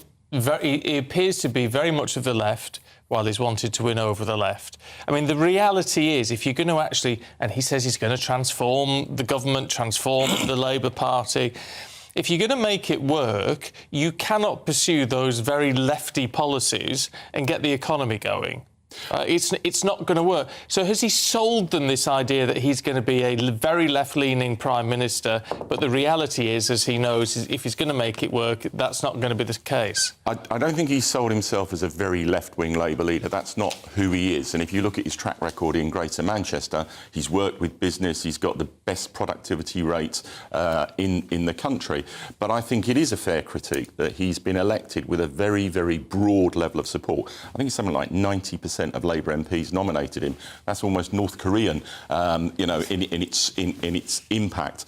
And he is going to he can't satisfy all of them. And I think that's going to be the challenge. In his favour is the fact that, unlike Keir Starmer, he's a really effective, emotionally engaging communicator, and he's going to have to explain every day, every week, what he's doing and why he's doing it. And I think that's the bit that's been lacking from Labour over the last 2 years. Yeah, except we don't know we don't actually know what his policies are. We don't know who his Chancellor is going to be. And I know it would be unprecedented to announce before he's even in number 10, you know, who his top team are going to be. That, I mean, that would be... Yeah. It's never happened before, and there's an expectation to say, well, it shouldn't happen now. Except we're talking about a man who's been choppered into Makerfield, choppered into number 10, wasn't even a candidate at the last election, had nothing to do with the Labour manifesto. He's literally been plonked at the top of politics, and we don't know what he stands for in terms of policy. I think you know, the speech in Manchester a couple of weeks ago gave a strong indication of where he's coming from. What, when he didn't take any questions? It's just sound bites, isn't it? No. It was a really Growth effective... in every postcode. Yeah, but it was a really effective speech. But I accept that he's going to come in and he's got to, in contrast to Keir in his first 100 days, he's really going to have to set out a series of changes, policy directions, so that the country knows where he's going. And I think he's capable of doing that. And if you read the reports, he's been thinking long and hard for over a year about what he would do in those first 100 days. Just won't tell us yet. Well, but in a sense he can't, because, you know, were he pre-announcing his Chancellor, were he pre-announcing specific policies before he's even been selected as Labour leader, I think the critique would be you're getting ahead of yourself. And although I think the choice of Chancellor is really, really important, I still don't think you can do it until you become Prime Minister on Monday. Okay. But you would accept, would you, that this is a really odd situation we're in? Doesn't feel very democratic, does it? Well, Stephen, we've had 15 times in the last 150 years where Prime Ministers have changed mid-Parliament, 7 since the 1970s. So it's not unprecedented. No, it's not, but every time it happens, especially when it's happened under the Tories, it's been the Labour Party and people like Andy Burnham yelling from the side saying we need a general election until they do it, and then they say we don't need one. Well, I hedge a bet. I think if the polls turn round, which I think there's a strong chance they will, and come October, Labour is 6-7% ahead, I think Andy is going to be very tempted to go to the country. All right, Bill, thank you very much. Thank you very much. I was actually reading this morning, I can't remember which paper, but it would be very popular with the public to go early as well and to have a general election. Well, 60% of the public would like to see a general election. So let's see. Let us know what you think. gbnews.com/your say. Not another one. Not another one. Anyway, right, let's get a check on the weather for you. Here's Alex. Expect warm spells with the odd rude interruption. Boxed Boilers sponsors the weather on GB News. Morning, welcome to your latest weather update from the Met Office here on GB News. The next few days will bring more dry and sunny weather for the vast majority. It's going to turn a little cooler through the weekend.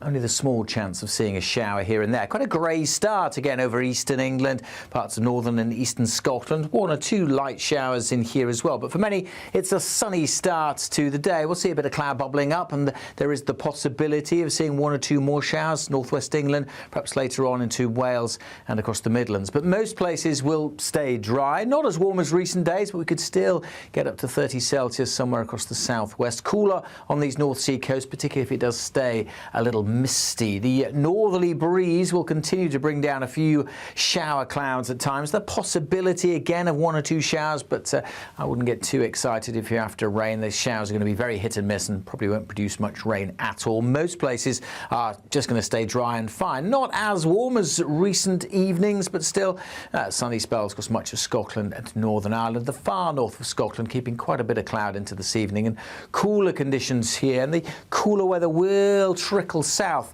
across all of the country as we head into the weekend. We'll continue to see some cloud coming in overnight across eastern counties of England, and still a bit of drizzly rain across northern Scotland. But again, most places will be dry. Quite a comfortable night actually. May stay up at 15 or 16 in the south, but for many, certainly in rural spots, will be down into single figures to start Saturday. We also start Saturday with quite a bit of sunshine, but overall a cloudier day, and the cloud bubbling up and pushing into northern England, later Wales and the Midlands could produce 1 or 2 showers, but again, most places won't see them, many places staying dry. Sunny skies continuing across southern parts of England and western Scotland. Still pretty warm in the south, but just not quite as warm as it has been. Goodbye. Expect warm spells with the odd rude interruption. Boxed Boilers sponsors the weather on GB News. Here we go. Right, 13 minutes past 7, and people in Crowborough have told GB News that a migrant camp housing 350 asylum seekers is really starting to impact the local community. Well, Patrick Christie's had a special day of coverage in Crowborough yesterday, where he spoke to a local resident and patrol organiser, Dave Williams. The town want us here. We're here to provide that level of safety and visual presence. We're effectively replacing what the police should be doing. There does appear to be some members of the camp here. Hello, how are you? Hello. You okay? So, would you normally go over and say hello in this situation? I'll say hello. Yeah. Nice to meet you. Nice to meet you. Hello. Sorry, that's Ethiopia. Well, Patrick also spoke to one of those residents who wanted to remain anonymous. There's been warnings gone out to women to say don't walk alone. It's just gutting. It's just gutting because instead of it being a place where I've relaxed and unwound, it's a place where I just don't feel safe, including at my own house, which is in the middle of the forest. And I live alone, so therefore the anxiety, I've never even locked my door many a time because I felt so safe. Gosh, well, let's speak to former Conservative Minister Kevin Foster. What do you make of all of this, Kevin? Well, first, it's great to see Patrick out there actually listening to residents, giving them a platform. You know, it's what GB News has done for many communities that in the past wouldn't have been heard. But, you know, the impact of the Crowborough training camp being used for this has been huge for the local community, not just the attention it's brought to the area, but, for example, some examples we've heard are of people gathering to drink nearby because alcohol's banned on the camp, so they go off the camp, buy alcohol and then drink it in public places. Of course, the wider impact, and, you know, as I said, this isn't the only camp like this now. There's more on their way, but given the boats are still arriving in the numbers that we saw two, three years ago. So it's there, and we're seeing, of course, people concerned about what this means for public safety. You know, large groups of younger men sat around drinking would cause concerns regardless who they were. Add on the fact that many of these people's backgrounds will be uncertain, and you can see the concerns there are in the community. Well, it begs the question of what is the government to do, because migrant hotels, we know, are hugely unpopular. They're very damaging to local communities and to local economies and all the rest of it. So if you're going to move them out of hotels, they've then got to go somewhere, haven't they? And in some respects, you could say, well, it's not a bad idea per se, but obviously it's always going to impact somebody. There's no way of getting around that. Yeah, no one's ever going to thank, and I know from experience, no one's ever going to thank the immigration minister for opening up a facility in their local community. Although it has to be said, I was actually the one who rejected the use of Crowborough training camp as an unsuitable location when I was in ministerial. And why did you reject it at the time? I went round it, and one, you've seen somewhat Patrick highlighted in that film, the sort of brick huts that there are spread around. That meant that the numbers you could have there were quite limited. It was in poor condition. Access wasn't particularly good. And where you would looking to have the type of Greek-style accommodation centres, because that's what the Conservative government modelled on, and probably now you could say things like Alligator Alcatraz, which is what the Trump administration are doing in terms of this. We looked for bigger ex-air bases, places that you could have a larger number of people there, usually in quite remote locations, and also looking at options to actually have detained accommodation. Well, that's the key to all of this. People may not like it if this is happening in their area, but if these people are kept on base, you know, it means they've got to be sort of fully catered for and all the rest of it. But if they are kept on base, if it is secure, then the concerns that people have about their own safety and security disappear. Yeah, if people were detained on these bases, I have to say you've only got to look at some of Patrick's footage last night to see why Crowborough and just having a fence wouldn't particularly detain people. And these are people who've got all the way across Europe through, let's remind ourselves, many safe and democratic countries where they could have claimed asylum and before coming to the UK. But to actually detain people is more difficult. You do need a facility that actually has more than just a wire fence around it to do that. But it does change the dynamic because people aren't mixing in the community. People are out and about, and you know where they are each night. Would it be legal to detain them? At the moment, no. You can only detain if you've got a reasonable prospect of removal or there is a specific danger. Of course, people would be sitting at home and say, well, why don't the government could change the law on that point? And absolutely it could.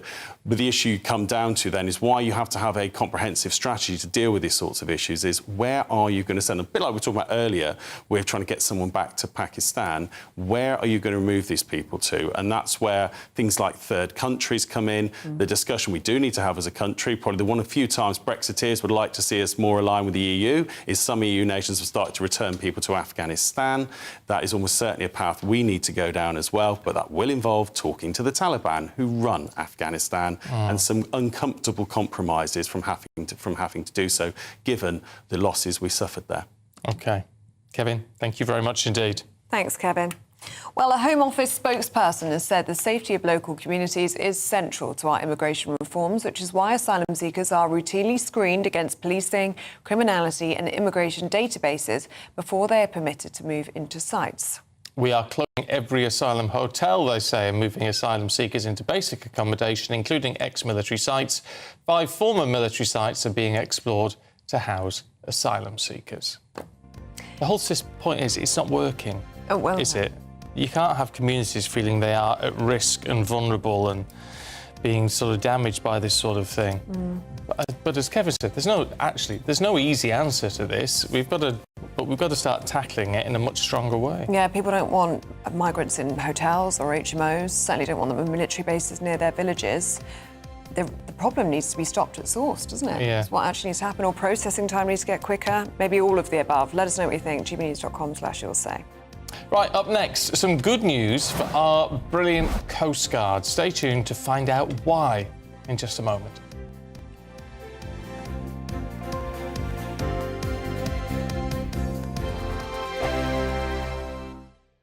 At GB News, we love to hear from you, our loyal community. So drop us a line at gbnews.com/you'll-say. There you can talk to each other and also to the presenters live on air. gbnews.com/you'll-say, because GB News is your channel, Britain's news channel. Bold. They are under no illusion. Ray. Are you a human trafficker? Boundless. I've had enough of the nonsense, and I'm not afraid to say it. Don't get this on the BBC. Every weeknight, I tear through the headlines. The smell of gasoline. Should we be worried about it? From Westminster madness to cultural war chaos. What I'm going to do now, they are throwing things up the car as we speak. Get ready, Britain. Here we go. Patrick Christie's tonight, weeknights from 9 p.m, only on GB News, Britain's news channel. Britain deserves a newsroom that puts the facts and your voice first. Well, and that's what you get on GB News. Lively debates, lively conversation. And we're not afraid to hold power to account. And each other. So join me, Andrew Pierce. And me, Miriam Cates, for Britain's Newsroom, weekdays from 9:30 on GB News. Do you trust what you're being told? Good, because neither do I. Those are just facts. I'm Alex Armstrong, and on my show, we'll expose the spin. Well, I want to answer that because you didn't let me last time, because you always speak over me. The broken promises. To deny that is denying the truth. And the hypocrisy. Needs to stop. You think we can allow? Politics, policy, parliament. Nothing is off limits. No sugarcoating, no fear of offence, just the truth laid bare. Tune in every Saturday and Sunday at 9 p.m. for Alex Armstrong Tonight, only on GB News, Britain's news channel. Here at GB News, we made a promise to tell your stories. And on the 6th of August, we're marking 5 years of doing exactly that. Celebrate with us by having your say. Join in the debates live on TV and radio. And meeting your favourite presenters across the country, from Leeds to Aberdeen, from Belfast to Barry Island. Plus, join me in Essex for our biggest live show of the year. Scan the QR code or visit gbnews.com/celebrate. Terms and conditions apply. Some people enjoy lazy Sunday mornings, but not me. What's the truth of the matter? So that's a very live question. Would you support him if he waters down these plans? Before the spin sets in, I'll be getting to the truth. This is personal. No soft questions, no easy answers. It's one thing if the state has rules in this country. It's another thing whether the police and others actually police them. Setting the agenda and holding those in power to account. You can't really blame her if the system is set up this way. You will not want to miss it, trust me. The Camilla Tominey Show, Sundays from 9:30, only on GB News.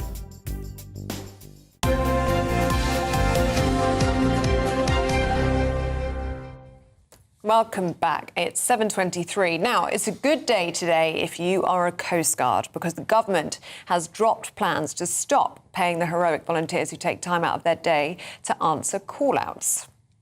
Well, let's talk to Conservative MP Joe Robertson. and former Coast Guard Martin Groom, who join us now, because you've both been really campaigning for this, haven't you? Martin, can we start with you on this one? And give us your perspective. How do you feel on this latest U-turn? Well, it's great news. It definitely gives time for the organisation and the government to reflect on the changes that need to go ahead. But there's still a lot of work to be done. In what way? In the future, the organisation needs to change. The court case ruled that Coast Guards were workers, and the Maritime and Coast Guard Agency don't really seem to have got a grip on that yet, and they're not quite sure how they're going to go ahead going forward. And the announcement in June was a very knee-jerk reaction to say that they were going to fire and then rehire everybody. And they haven't yet announced what the plans are going forward. They've just said that the firing and rehiring in September is put on hold for further discussions. So we don't know what the outcome is going to be. It's not yet a positive win. It's great news. Well, let's bring in Conservative MP for the Isle of Wight East, Joe Robertson. Joe, we've spoken a lot, haven't we? You've been a huge part of fronting this campaign. You must be absolutely delighted today. I'm delighted. Government U-turn looks like it'll be the last U-turn under Keir Starmer. The government should have got it right in the first place. Look, there was a knee-jerk reaction to a court case that Martin won, whereby the Coast Guard, the Maritime Coast Guard Agency that's responsible for the Coast Guard wanted to end a system of 100 years of payment. This is a very modest payment for the hours spent on call, not waiting around, on call, saving lives, keeping our coastline safe. That minimum small payment was going to be stripped altogether. As Martin said, that decision has been cancelled by the Maritime Minister. It took him a while, but I'm glad he's done it. And the government now need to decide what they're going to do. I'm very clear. Minimum wage for a start, it's the law. They need to comply with the law, right? Yeah, because at the moment it's about £11, isn't it, Joe? It's about £11. It doesn't include modest holiday pay. Don't forget, holiday pay is not going to be a month, 6 weeks, a year, because it's pro rata. So if a Coast Guard rescue officer has spent maybe 100 hours in the year, that wouldn't be very much, but some spend very few. It's not a huge amount of holiday pay. They just need to obey the law. And it's outrageous that those in ivory towers that sit so far from the front line continue to refer to these 3,000 brave heroes as volunteers and completely disrespect them. I think Martin's being very generous. What he hasn't said is the some of the bullying culture. We're not talking at lower levels, we're talking at very senior levels. And it's about respect at the end of the day. Yeah, I mean, I have to say, looking through the notes about your case, Martin, which you won, but the fact that, you were being dismissed by the MCA. They were being dismissive of you and the role that you've played over 30 years. That must be incredibly disheartening when, people like you are putting your lives on the line, actually.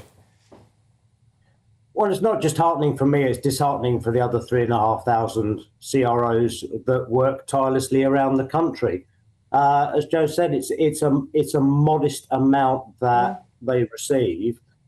They don't do it. I didn't do it for the money. They don't do it for the money.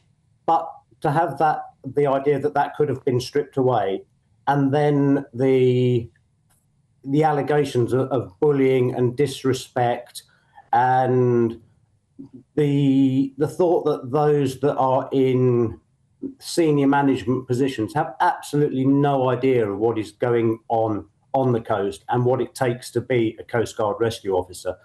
So there's a lot more work to be done. The CEO of the Maritime Coast Guard Agency, I can't see how she can carry on. Her position has surely got to now be untenable. She's lost the trust for the whole of the organisation. There's been allegations of bullying, not just from the part-time CROs, but from full-time members of staff as well. It was Alistair Carmichael who said that the MCA needs to drain the swamp of management.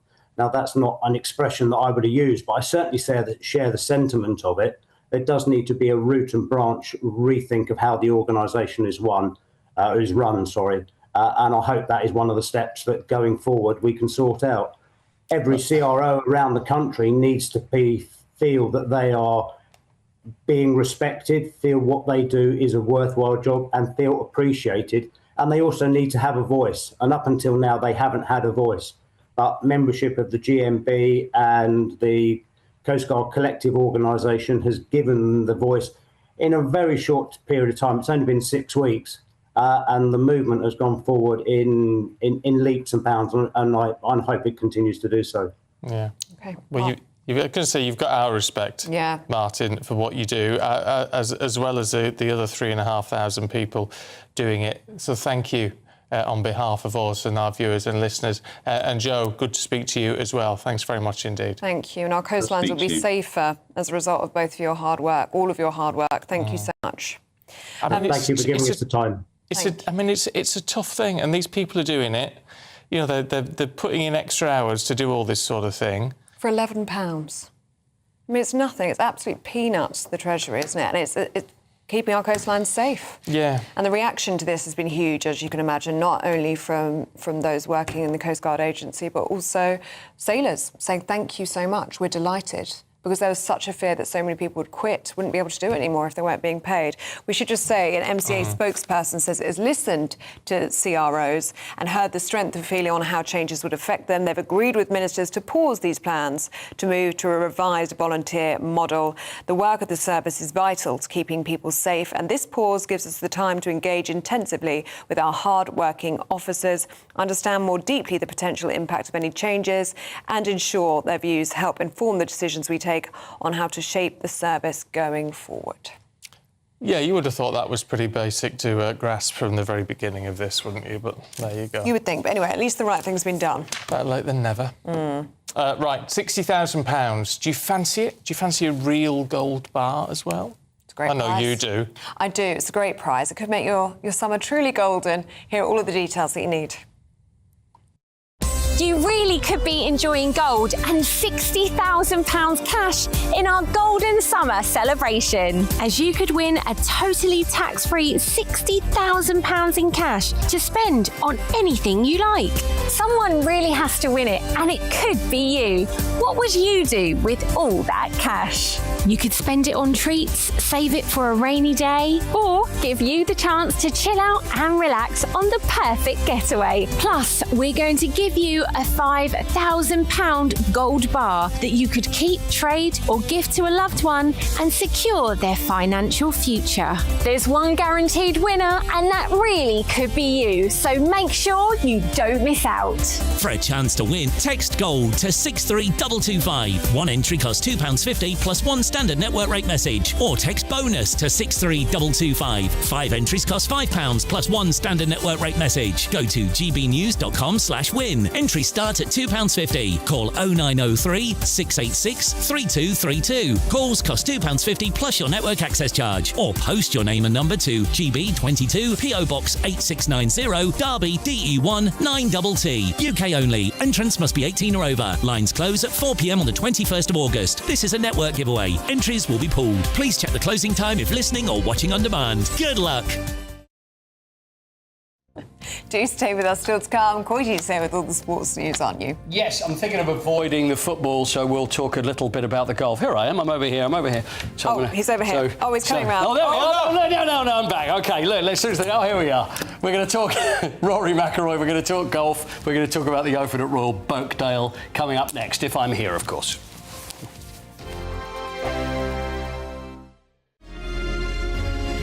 Thank you, Britain, for the thousands of you who are becoming friends of GB News each and every week.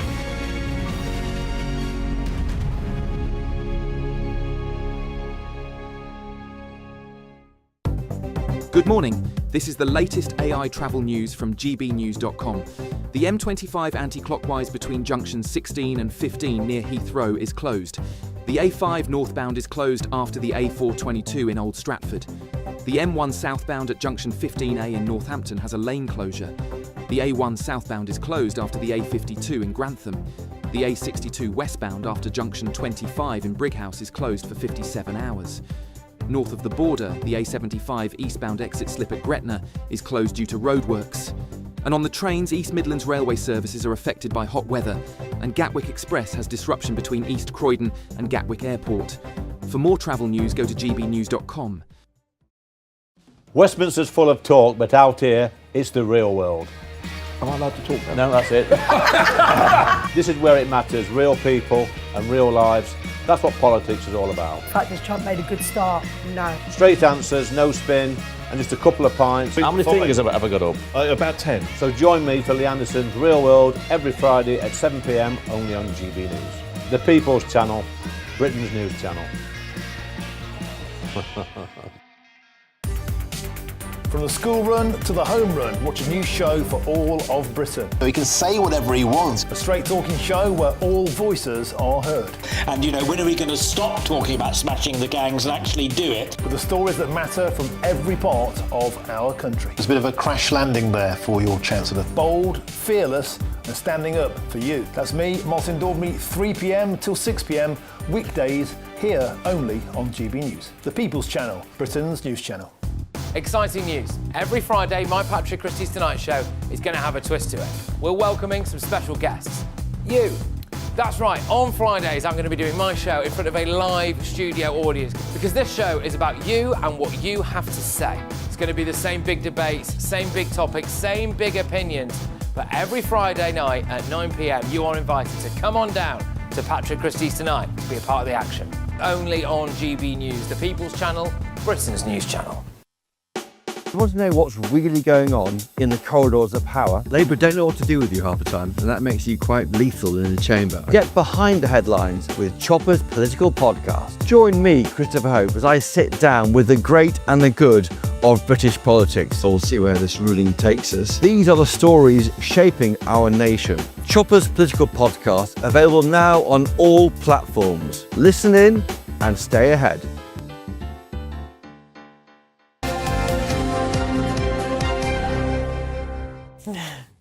Right, pause here with all the sports. Should we very briefly? Yeah, let's, because it's beginning to feel a bit painful. Yeah. So, Thomas Tuchel said the plan was never to drop deeper after the Argentina game. It's not in the English DNA to control the game and the ball. I don't like that. I don't like it either because... writing us off forever, then? Well, it's almost like he's pointing at the players now, and you don't want to start doing that, and he's taking the heat off himself. He's not for one moment said, you know what, I think maybe I made a mistake. None of that at all. No. So now it's almost like, well, this is on the players, and then some of the players are now saying, well, actually, we were told to do this. So it's just all a bit of a mess. But there is the third place playoff, and the thing is it? We're having this debate in the office. Is it important? Because it's always just thrown away, third place playoff, nobody cares. But we have friendlies during the year that they expect 100,000 people to be at Wembley for. There's all the qualifiers for the World Cup, which are against smaller nations that, you know, they make a big deal about it and they have it live on TV. We're playing France. It's England versus France to be third place in the World Cup. Now, I'd say before this, you know what, not really bothered because we're knocked out, but maybe it is quite an important game. You know, it's a game where maybe we... No, I'm not convinced. I don't think so. You don't think so? I can see how you try to sell it. No. I don't even know whether I'm selling it to you or I'm trying to sell it to myself. If there was prize money involved or a little trophy or something, or, you know, then you could say, yeah, fair enough. But there you go, you've said it yourself, a little trophy. But it doesn't... You can't have the World Cup with a little trophy. They should just let them go home now. I think that's it. It's about who wins the trophy, so what's the point in having it anyway? There you go, I'm flip-flopping all over the place, but there you go. Be a politician. Well, man, that'd be quite good, wouldn't it? I think I'd make it do a lovely job. Yeah. How about the golf? Yeah, the all Open. right then. We like a bit of golf. It's the golf which is happening at which is the Open. Now, the Open, it's not the British Open, it's called the Open because golf belongs to us. You have the US Open, but this is just the Open. It's at Royal Birkdale. Now, it's on a links course. Now, you'll hear a lot of this links golf. Now, do you know what that means? I'm trying to remember what you said last time. Last time it was there. It's built, it's on the coast. So it means it's built on a sandy, windswept coastal terrain. And there are people that say, oh, it's because it links the sea to the land. Oh, no. As I'm being Frank Muir on Call My Bluff, it's actually the Old English word, which is chlink. Chlink. It's H-L-I-N-K, which means rising ground or ridge. Oh, right. Is that bluff or is that true? That's true. Bluff. True. No, it's true. It's absolutely true. No trees. You won't see any trees there, which means the wind will be whipping through off the ocean. And the reason there's no trees is because the salty ocean spray. Yeah. The lands are there. That's why trees do not inhabit so it's the that open area. on a Chlink course. And it's a very open course as well on the Chlink. So there's only about 200 links courses around the world. Most of them are in the British Isles. So the 154th Open, first day. By the way, there's no English winner. We talk about England, you know, and all the 60 years of hurt, etc. No English winner for 34 years. Oof. Nick Faldo was the last winner at Muirfield. Last English winner on English soil was Tony Jacklin back in 1969. Now, Dan Brown is... we've got 8 players who are all under par at the moment, which for illness does not sound good, but when you're playing golf, it's good. There's 8 players under par. Dan Brown is one off the lead. Tommy Fleetwood, local boy, is 1 under on 69, so we'd love to see him win. Rory McIlroy's had a lot of putting problems, but the leader... Where's the links course? Look, you can see there's no trees, a few bushes around and stuff. There's links left, right and centre, and there's all the sea in the background, so that is Royal Birkdale. Jackson Suber. Now, Jackson Suber is the leader. He's an American. He's come over, and I believe this is the first time he's actually even played over here, let alone played on a links course. This is what he said when he was asked about it. This is my 5th day here. Monday was my first round of links golf, so I've played 27 holes before I played the first round today. Oh, there we are. We didn't see him, but we did hear from him. And also reconnaissance. He was asked about, you know, have you done any reconnaissance? Have you done any homework about this course? And this is what he said about that, if we see him. I watched the YouTube video on every hole at Birkdale, like on Friday last week or Thursday, but besides that, I have a stats guy that's helped me, of course, so just knowing that the pod bunkers are no good and stay out of those. It's a new age of golf. YouTube. He watches it on YouTube. Watch the holes on YouTube, and that worked for him. I want to really dislike him for that. What? But he's never done before. He's just turned up, watched a bit on YouTube, and he's winning. Yeah, but listen, trust me, it ain't going to last. Oh, good. It's not going to last.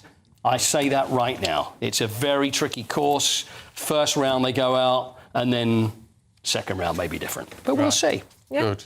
Chlink. Thanks, Coity. Pleasure. Oh, yeah. No, I was just going to ask you... Have we got... Oh, no, we haven't got time. I was going to ask you about Pele, but we'll do it in the next hour. Oh, yeah, I've got some Pele for you next. Yeah, OK. He's dead, you know that. Yeah. Anyway, right, we've got the papers heading away in just a moment. Oh, you're a wicked man. Candice Holdsworth and Tim Vincent are standing by. But first, here's your forecast across Europe.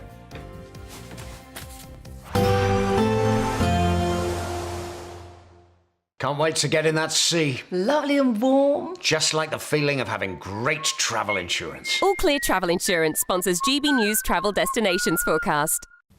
Loads of sunshine around the Mediterranean at the moment. The heat's really focused across Italy, but we are going to see temperatures rising in Spain once more next week. Pretty hot and sunny across most of the Greek islands currently too.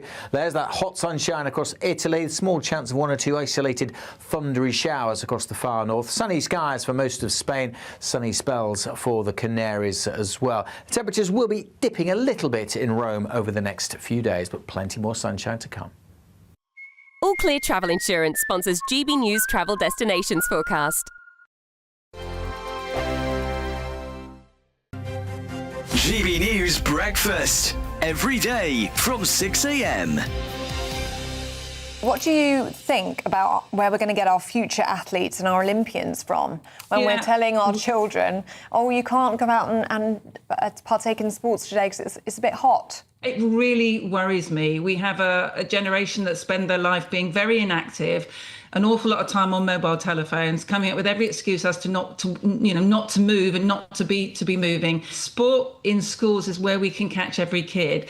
And the kids that will lose out are the kids that come from areas of deprivation, because the parents that can afford to make sure their children do sport will still do that. But the parents that can't afford, sadly, will miss out. So it's really important that our kids, do enough physical activity, lay down these habits, understand about how their body works and nutrition and food and looking after themselves and health.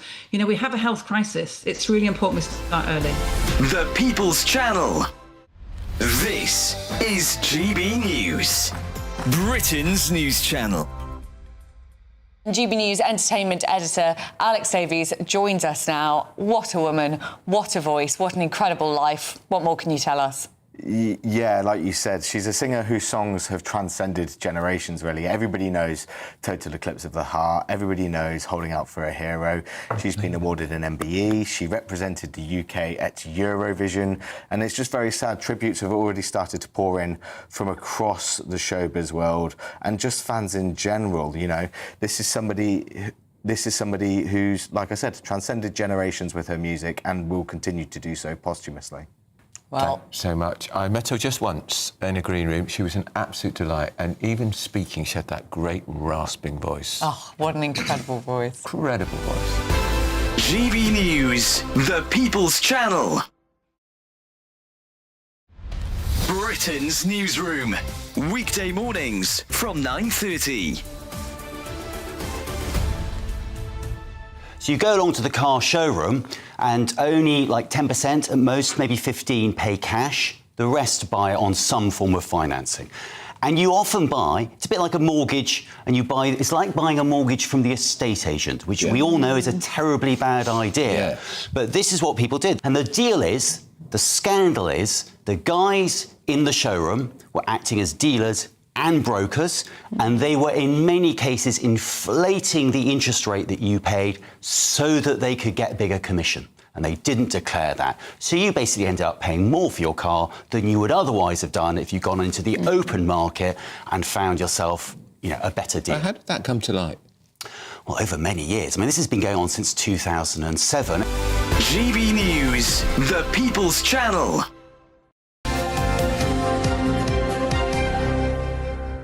Welcome back. It's 7:45. Let's take a look at some of the newspaper front pages on this Friday morning. The Independent leads on the response from number 10 after Argentinian players displayed a banner claiming the Falklands as theirs. The Eye paper begins the countdown to Andy Burnham's premiership, with the Makerfield MP set to become Prime Minister on Monday. The Guardian says that President Trump's Board of Peace has dropped its goal of rebuilding Gaza. It was the only goal it had, wasn't it? Yeah. And finally, The Times reports that backbench Labour MPs could launch a revolt against Andy Burnham after rumours circulated that the Home Secretary, Shabana Mahmood, could be appointed as the next Chancellor. Right, let's go through some of those with the journalist Candice Holdsworth and the presenter Tim Vincent. Morning to you both. Tim, let's start with the Times and the Falklands and Argentina and the political response to all this. I thought it was a disgrace, actually. I think you're echoing what most people at home would say as well, including Valerie Singleton, who I spoke to yesterday. She actually brought that up. She said that was absolutely... Valerie Singleton? I spoke to Valerie Singleton, yeah. Oh, you know, wow. A lot of people wouldn't know who she is, but obviously she's the doyenne of the Grand Fromage. She actually said she was going to watch this morning, and she agreed. Yeah. So Valerie Singleton could be watching me right now. Absolutely. I'll text her later on and see. I'm almost beside myself. But she was leaving at 9 because she had an appointment. She said, I was going to tune in, darling, to watch you earlier, so she might be watching. But she agreed. I hope she doesn't mind me saying that. She thought it was a disgrace as well. Downing Street has waded into the row probably a little bit later on, as you mentioned earlier on, saying that they may have got the World Cup, but the country's still ours. The Falkland Islands are still ours. Can I be the first person to say something, and it's going to upset probably Paul as well? It is only a game. We have to move on from this, you know. It's only a game. Politics shouldn't be in football, though, should it? No, it shouldn't, but FIFA's already shown that it's slightly dubious about how it makes its rules and its decisions. I think everybody should be concentrating on the fact that there's actually a concert at the end and halfway through the game, a bit like the NFL do in America. And Madonna and Post Malone will be performing. How's that going to work? Because it's something like an 11-minute show and you only get a 15-minute. Oh, they'll just get them in and out, do a quick resume and they're out again. And then there's a concert again afterwards as well, so they can do their greatest hits then as well. Yeah. Oh well, jolly good. Candice, in The Telegraph, the politics of a financial... The IMF has issued a warning to Andy Burnham. He's not even in the job yet. Yeah, I mean, the IMF has come out periodically in the last 4 years and said, you've got to cut down on spending, no more spending now. I think that Andy Burnham is going to find himself in a very financially straitened position. There's no way that the markets will tolerate any more borrowing, any more spending. He's been told you have to stay within the fiscal rules. Many people are anticipating that, however, that they're going to raise taxes. But what taxes are they going to be able to raise without everyone getting really annoyed? Because we're already completely overburdened by tax. I've heard some Labour figures push back against the idea that they're going to be raising taxes. They seem to be trying to dampen down that speculation. But seriously, how are they going to raise the money to do all the things that they want to do? They've got to start cutting their cloth. And that's exactly what the IMF has said, right? Yeah. So you shouldn't be taxing. We need to focus on reducing the deficit. And the cloth is obviously welfare, isn't it? He's going into a position where he's going in on a high, so he can afford to make a couple of unpopular decisions earlier on. But can he get them past his own backbenchers? Well, the unpopular decisions are either for us, the people that are at home watching now, and there's more taxes, or it's for his own party where they go, we didn't want you to do this. And I think he needs to make those decisions now so that we can all look forward to a future where we're not being taxed to death and we're being encouraged to go out and work. Yes, I think as well that's why it's key who he appoints as Chancellor. You know, you sort of need someone who can face down the backbenchers, is willing to make the tough decisions. Some people have pointed to Wes Streeting, I don't know. Still That's a lot of... gone very quiet, hasn't it? Yeah. But from what people I spoke to, they seem to think he was the front runner. But as Dan Hodges, the very well-connected journalist who knows a lot of people within Labour, has said, Andy Burnham thinks he has a woman problem, so they feel they need to appoint women to the great offices of state. Why don't they just appoint the people who are best for the job? Agreed, 100%. Well, Miliband has got some expertise. He worked with Gordon Brown in that department, so he spook the markets.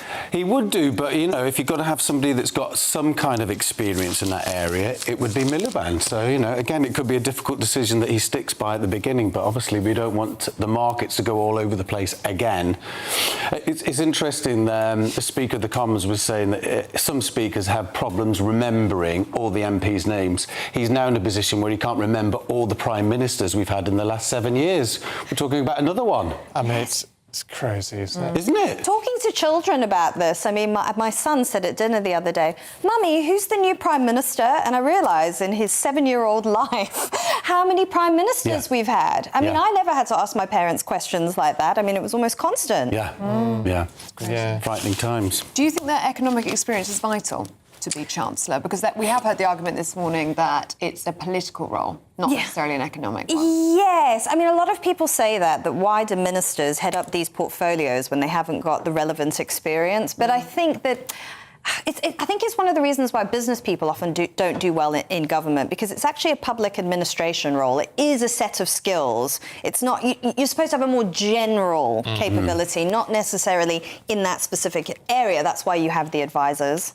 Well, I mean, to be fair, Gordon Brown had no economic experience, and he actually was a very good Chancellor. He was. If you remember, I mean, the economy did very well under Gordon Brown. Apart from selling off the gold. Apart from the selling off the gold. Yeah, but you're right. But he was a prudent Chancellor. Yeah, exactly. That's what we built up a war chest. We were just discussing off camera, weren't we, that we just want to see some politicians that are actually there for the right reasons. They're actually want to be there for the good of the country rather than making themselves better and making money outside of that area. And there's hardly any of those left now that we can see. I know. Everything... politics feels very Machiavellian. Just mucky.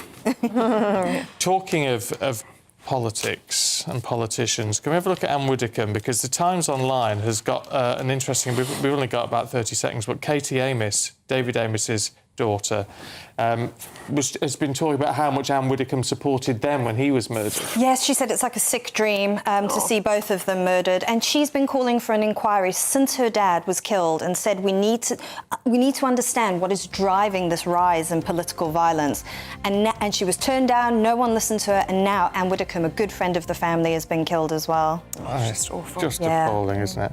All right, thank you both very much indeed. Thank you particularly to Valerie Singleton, if you're watching this morning.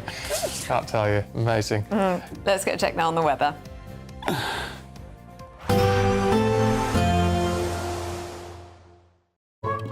Today's outlook: cool, calm and completely horizontal. Boxed Aircon sponsors the weather on GB News.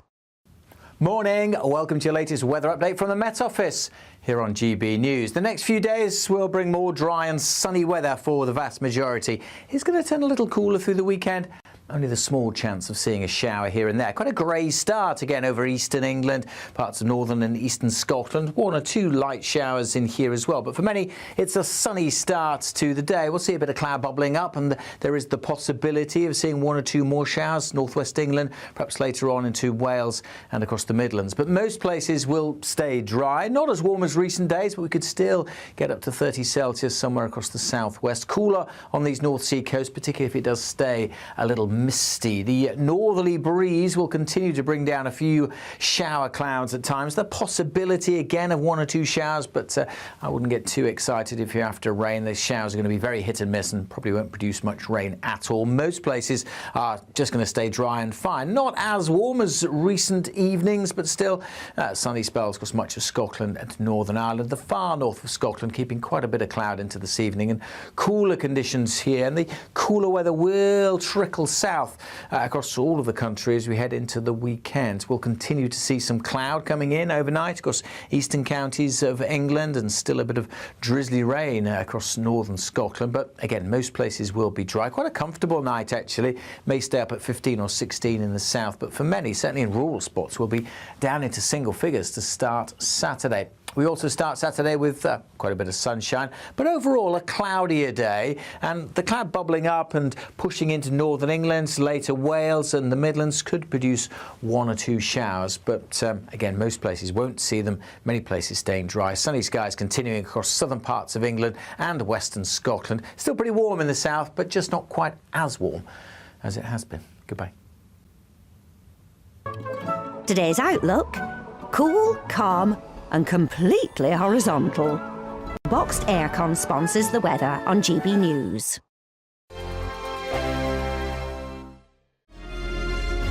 Thank you, Britain, for making GB News Radio such a huge success.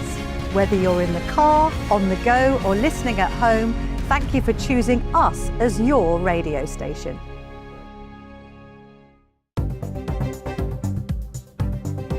Good morning. This is the latest AI travel news from gbnews.com. The M25 anti-clockwise is closed between junctions 16 and 15 near Heathrow. The A5 northbound is closed after the A422 in Old Stratford. The A1 southbound is closed after the A52 in Grantham. North of the border, the A75 eastbound exit slip at Gretna is closed due to roadworks. And on the trains, East Midlands railway services are disrupted by hot weather, and Gatwick Express is affected between East Croydon and Gatwick Airport. For more travel news, go to gbnews.com.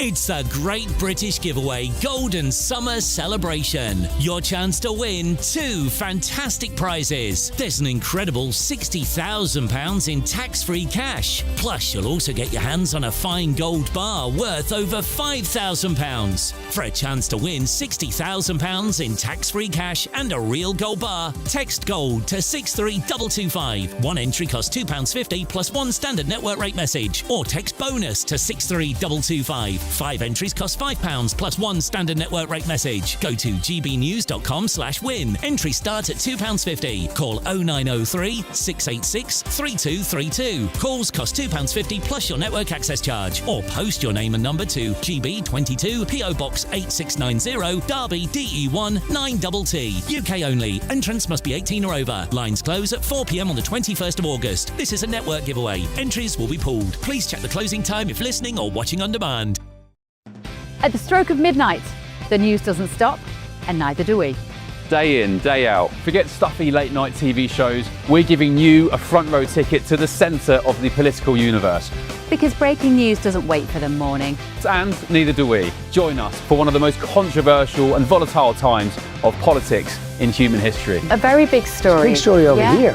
You won't get this anywhere else. The Late Show live at midnight, every night. Only on GB News. Bold. They are under no illusion. Ray. Are you a human trafficker? Boundless. I've had enough of the nonsense, and I'm not afraid to say it. Don't get us on the BBC. Every weeknight, I tear through the headlines. The smell of gasoline Should we be worried about it? From Westminster madness to cultural war chaos. We're going to do now, they are throwing things out the car as we speak. Get ready, Britain. Here we go. Patrick Christie tonight, weeknights from 9 p.m, only on GB News, Britain's news channel. I think GB News is completely unique in the way that we interact with our viewers. Our audience aren't afraid to have their say. They want their voices heard now, and they've got a channel where that can happen. I find more and more as I'm wandering around, people come up to me and they say, "We saw you on television." I say, "Oh yes, on what?" "On GB News." Hello, are you the famous Sue? The whole crew hit me here now. We came to celebrate. It's our job to be the eyes and ears of the viewers. They are part of the GB News family, and I'm pleased to say it's a very large family. And if people go to the time and trouble of listening and watching, then we've got to do a good job for them. Well, I'm here, right in the epicentre of the protest. Here we go again. You just tuned in. Where have you been? It is raucous here tonight. That's what makes us the fearless champion of Britain.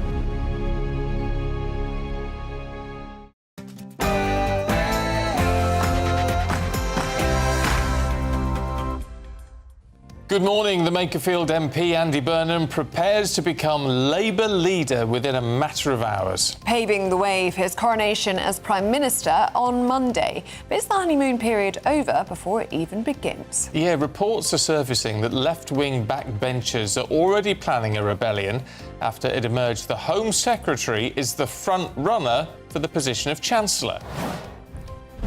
Yes, Andy Burnham becomes Labour leader at 12 o'clock today and starts on the job with a very full in-tray. Will we hear anything specific about his programme for government this morning? Find out more with me very soon.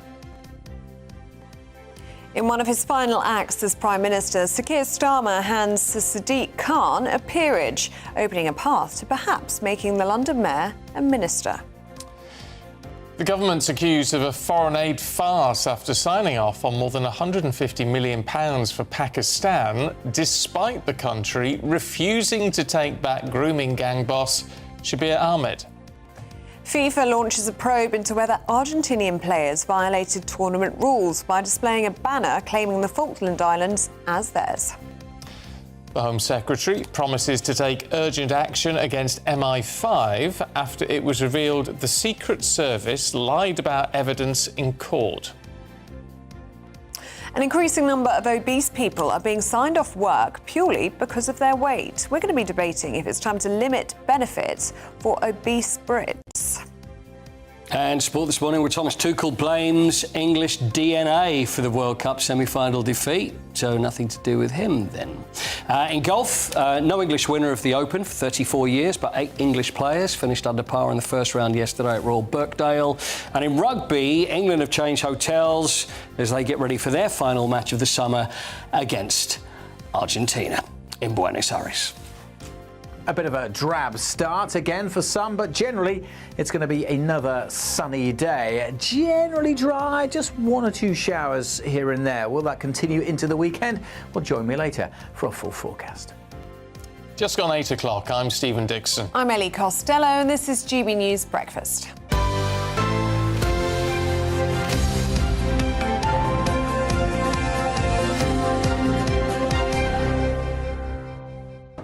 Do you know, I love Ellie Costello. Oh, do you? Yeah, I do. I'm scared. Why? And What's oddly happened? enough, we really get on, don't we? We do. actually do Why is genuinely that really. odd? No. But Because there's a butt coming. I bet there's What a are you butt about coming. to say? There is. But There we go. There we go. I'm ready. I am 20 years older than Ellie, which you don't really think about. I don't think about it normally. No, no. But there are just times when it comes up, like when we're talking about Valerie Singleton before you didn't know who she was, which I lost can't his get my head mind. round. But also, just before we came back on air, she's talking. I don't know why. Is there something you want to tell me? She's talking nothing about. to tell you. She's talking about baby names. And she's it was about Margot. Oh, isn't Margot a lovely baby name? Margot's a lovely name, It's yeah. lovely. There's so many Margots about at the minute. All I can think about with Margot is Margot Ledbetter. Yeah. No, it's Margot Robbie. The actress.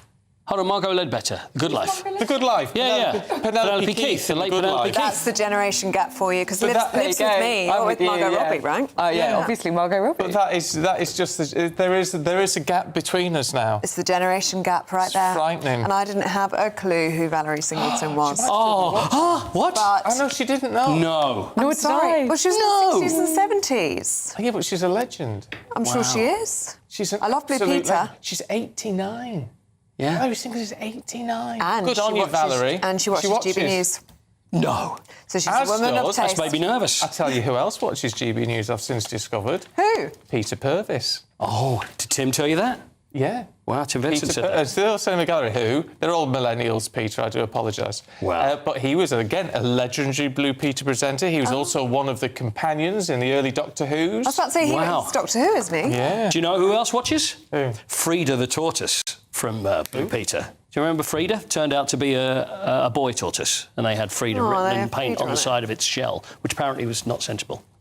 See, look, now I've lost you. No, You've no, lost no. Ellie, and now I've lost you. I can remember that. You remember with Frida the with tortoise? Written on the side. Yeah. Why would he be watching? You're just making that up. Same reason for the others. So anyway, huge respect out to Peter Purvis. Oh, I should Valerie say. Singleton.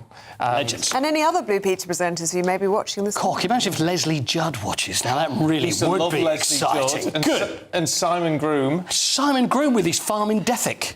Guess who I saw at the Trick Awards? You'll have to narrow it down slightly. Katie Hill, who also used to be on the Blue Peter. Yeah, and no, Katie Hill as she's well. nice. Okay. Katie Hill, because she was my Is she your era? Yep. Oh.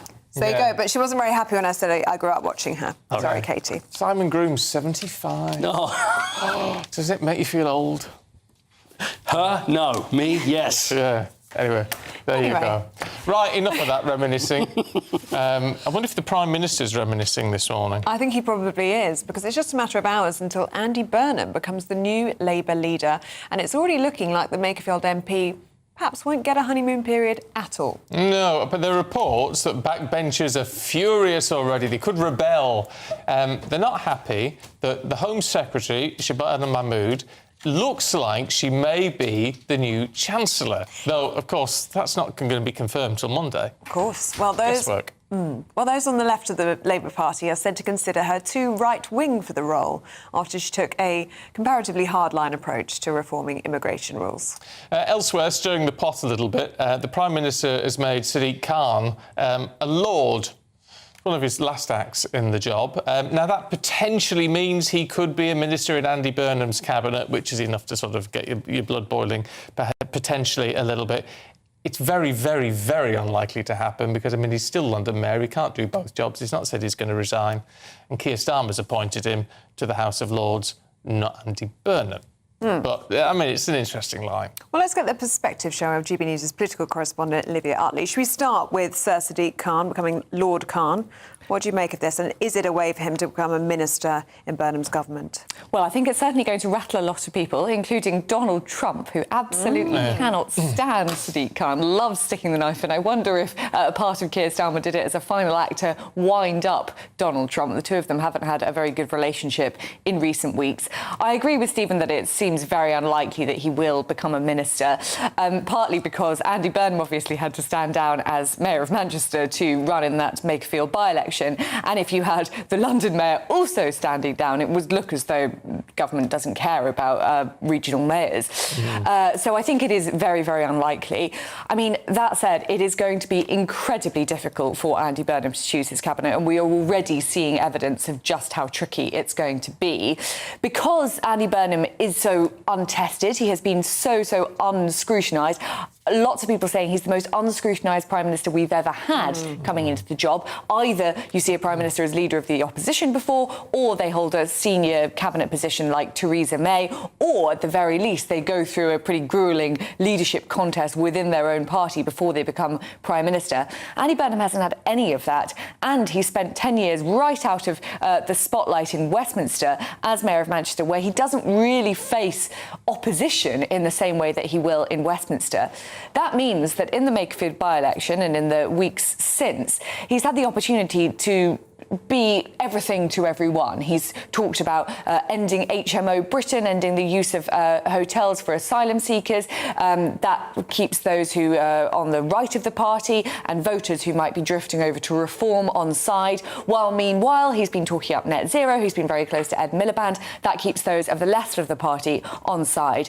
Well, that's all very well, but on Monday he's going to have to pick his cabinet and he will have to show where his colours lie. And already the party seem to be pretty annoyed about it. It sounds as though he wants to make Shabana Mahmood his Chancellor. Now, lots of Labour MPs saying, why Chancellor? She's never expressed any opinion on the economy before. We don't really know anything about her fiscal views. And also they're worried, those on the left of the party, those from Andy Burnham's sort of faction of Labour, that'll be his sort of economic agenda will sort of shift over to the right. So it's a really, really tricky one for Burnham. It does sound as though he's going to make Mahmood his Chancellor. One reason for that might be it would be very difficult to demote Shabana Mahmood. She is seen as doing a very good job generally in the Home Office. She's seen as someone who can attract those reform constituencies back again. But it's possible that he wants to move her out of the Home Office because he wants to water down her immigration reforms. So if you move her away from the Home Office, you can't demote her, so you have to promote her to Chancellor while actually moving her out of the position where she's doing what many people would say is a pretty good job. It's basically a game of 4D chess that he's got to play here. So many different people he's got to keep on side, so many factions he's got to keep sweet, while also trying to put forward his own plan for government. And on that, we are going to hear a speech from Andy Burnham at 12 o'clock today. He's going to talk about how he has a Labour vision for the country. That's basically it. We've had a trail of it, nothing specific at all. No, what wants to be more Labour-like? Wants to be more Labour-like. Wants growth in every postcode, whatever that means. Growth in every postcode and a Prime Minister for both the North and the South. I mean, all very unobjectionable, but what does it actually mean? And what's it going to look like in terms of policy? None of this we know yet.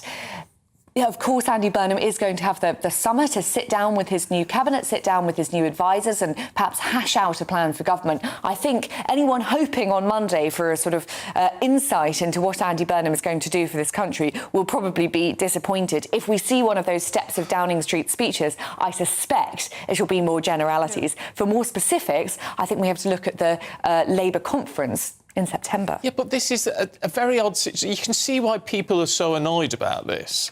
It's, as you say, the Prime Minister, the new Prime Minister, will spend the summer hashing out a plan for government. I mean, that's ridiculous, isn't it? Well, I mean, you could argue that, you know, a few weeks ago, he was Mayor of Manchester. He didn't even have a seat in Parliament. Of course, he wasn't planning out what he was going to do if he were to be Prime Minister. That said, you could also argue that Andy Burnham has basically wanted to be Prime Minister his whole life. This is his third shot at being Prime Minister, so he should have a bit of a plan for what he wants to do. The other issue for Burnham is that although he didn't run as an MP in 2024, he is pretty tied to the Labour 2024 manifesto, and that manifesto was incredibly specific. You know, it hemmed in Rachel Reeves and Keir Starmer when they were in government. They said that they wouldn't raise taxes on working people. That's national insurance, income tax or VAT. That gave them very, very little wiggle room. So what is Andy Burnham going to do now? He needs to raise money. He's got a £4.9 billion black hole in the defence budget. Could we see a wealth tax? That's something which he isn't ruling out at the moment. I think we are going to see higher taxes, and our viewers should probably brace themselves for that. Yeah, and the IMF are already warning against that, aren't they? Just quickly, do you think we're going to see a general election? Andy Burnham, in that very strange Reddit conference he had with the public, actually looks like it's a very democratic way of answering questions, actually very undemocratic because he could just ignore the ones he didn't like, unlike a press conference. He did all but rule out a snap general election, so I think it is very unlikely. I thought perhaps maybe if we'd won the World Cup, there would be such a good feeling in the air and Andy Burnham could become Prime Minister, call an election and might win it. But now I do think it's incredibly unlikely. OK. All right, Olivia, thank you very much indeed. Thanks, Liv. Right, a new report has accused senior MI5 figures of giving evidence in court that was based on lies. Yes, the report heavily criticised the organisation for allegedly misleading the courtroom during a case against one of its informants, an agent who was uncovered to be a violent neo-Nazi. Well, the Home Secretary said she's taking urgent action to address internal issues in MI5. Well, here to tell us more is former senior military intelligence officer Philip Ingram. Very good morning to you, Philip. This is a concerning report. Tell us what it found. It is a concerning report. It found that at least 2 MI5 officers misled a court in a criminal case, and that's something that should never happen. But the one thing I will say out to the public is that we've got the Investigatory Powers Commissioner who has identified this and is putting it right, and that shows that there is a level of oversight for our intelligence agencies that people should be confident in, because they have identified something that has gone wrong and they're going to deal with it. There are internal issues in MI5 that need to be dealt with, and I'm sure they will be dealt with.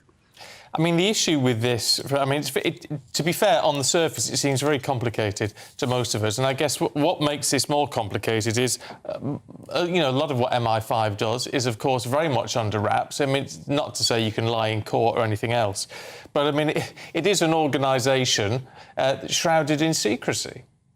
Well, it is an organisation shrouded in secrecy, and it's an organisation that has to work with some of the most vile people in society. The headline that is caught there is that this extreme right-wing violent individual and his background is coming out, was recruited as an agent. An agent isn't someone that you put an advert out for. You choose the best candidate because they've got the best profile and all the rest of it. An agent is someone who is a very nasty individual who's working in a very nasty organisation that you manage to persuade to change their loyalties from working for that organisation and what they do, and give you inside information. That is a flawed human being, because you've changed their loyalties and you're getting them to work for you. And it can take you weeks, months, and in some cases even years to recruit and to turn people to do that. That doesn't make them all of a sudden a good individual who's now working for the state and is whiter than white and sweeter than sweet. It means they're still a very nasty individual who has shown that they are willing to turn on their mates and their colleagues.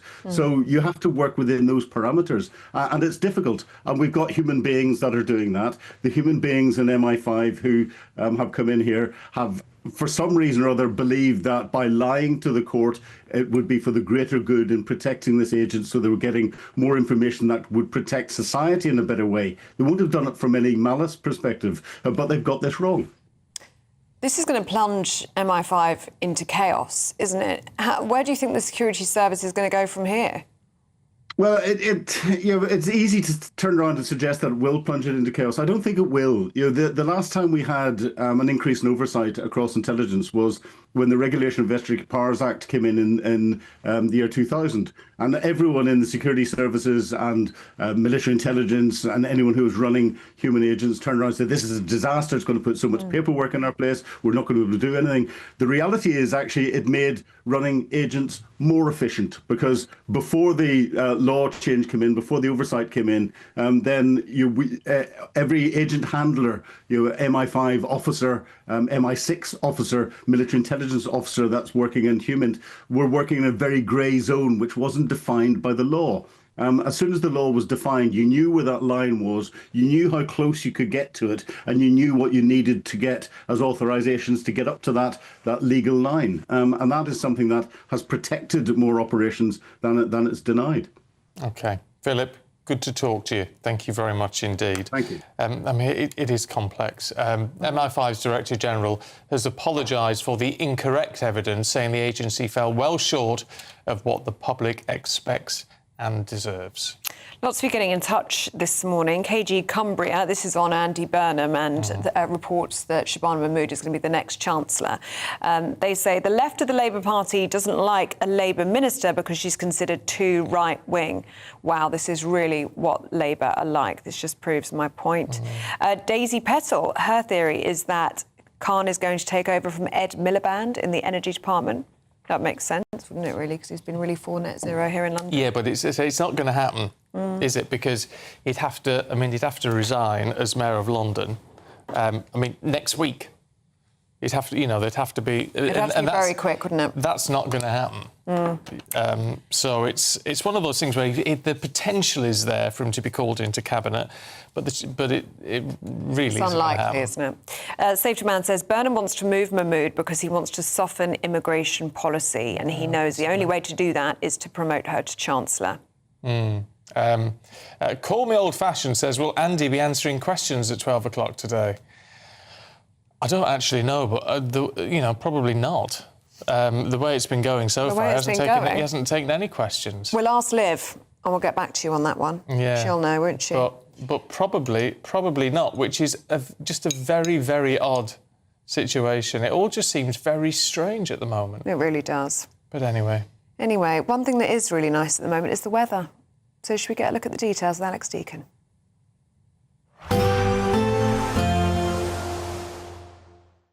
Expect warm spells with the odd rude interruption. Boxed Boilers sponsors the weather on GB News. Morning, welcome to your latest weather update from the Met Office here on GB News. The next few days will bring more dry and sunny weather for the vast majority. It's going to turn a little cooler through the weekend. Only the small chance of seeing a shower here and there. Quite a grey start again over eastern England, parts of northern and eastern Scotland. 1 or 2 light showers in here as well. But for many, it's a sunny start to the day. We'll see a bit of cloud bubbling up, and there is the possibility of seeing 1 or 2 more showers, northwest England, perhaps later on into Wales and across the Midlands. But most places will stay dry. Not as warm as recent days, but we could still get up to 30 Celsius somewhere across the southwest. Cooler on these North Sea coasts, particularly if it does stay a little misty. The northerly breeze will continue to bring down a few shower clouds at times. The possibility again of 1 or 2 showers, but I wouldn't get too excited if you're after rain. The showers are going to be very hit and miss and probably won't produce much rain at all. Most places are just going to stay dry and fine. Not as warm as recent evenings, but still sunny spells across much of Scotland and Northern Ireland. The far north of Scotland keeping quite a bit of cloud into this evening, and cooler conditions here, and the cooler weather will trickle south across all of the country as we head into the weekend. We'll continue to see some cloud coming in overnight across eastern counties of England, and still a bit of drizzly rain across northern Scotland. But again, most places will be dry. Quite a comfortable night actually. May stay up at 15 or 16 in the south, but for many, certainly in rural spots, we'll be down into single figures to start Saturday. We also start Saturday with quite a bit of sunshine, but overall a cloudier day, and the cloud bubbling up and pushing into northern England, later Wales and the Midlands could produce 1 or 2 showers, but again, most places won't see them, many places staying dry. Sunny skies continuing across southern parts of England and western Scotland. Still pretty warm in the south, but just not quite as warm as it has been. Goodbye. Expect warm spells with the odd rude interruption. Boxed Boilers sponsors the weather on GB News. At 8:21, FIFA is considering disciplinary action against Argentina after players displayed a banner claiming the Falkland Islands as theirs following their World Cup semi-final win over England. Downing Street says there should be an investigation, saying the World Cup might not be ours, but the Falkland Islands are. The incoming Prime Minister Andy Burnham is planning a so-called listening tour across the UK this summer to mark the start of his premiership. The Makerfield MP is expected to visit communities, including Port Talbot, as he tries to set out his vision for government and shore up support in the south. Couples in England and Wales could be allowed to marry at home or in pubs on beaches, apparently. But do we have the weather for beach weddings in this country? I don't know. Anyway, it's the biggest shake-up to wedding laws in almost 200 years. Ministers say it would make weddings more affordable and give couples more choice.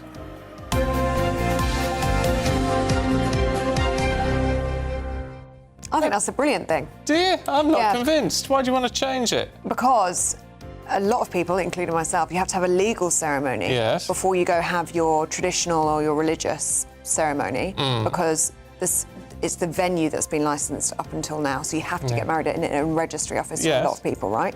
Now it's a person who is becoming licensed. That person, as long as they're on the beach with you or in the pub with you or wherever, you can get married. I just think so it's really odd as well. Do 2 weddings anymore. I think it.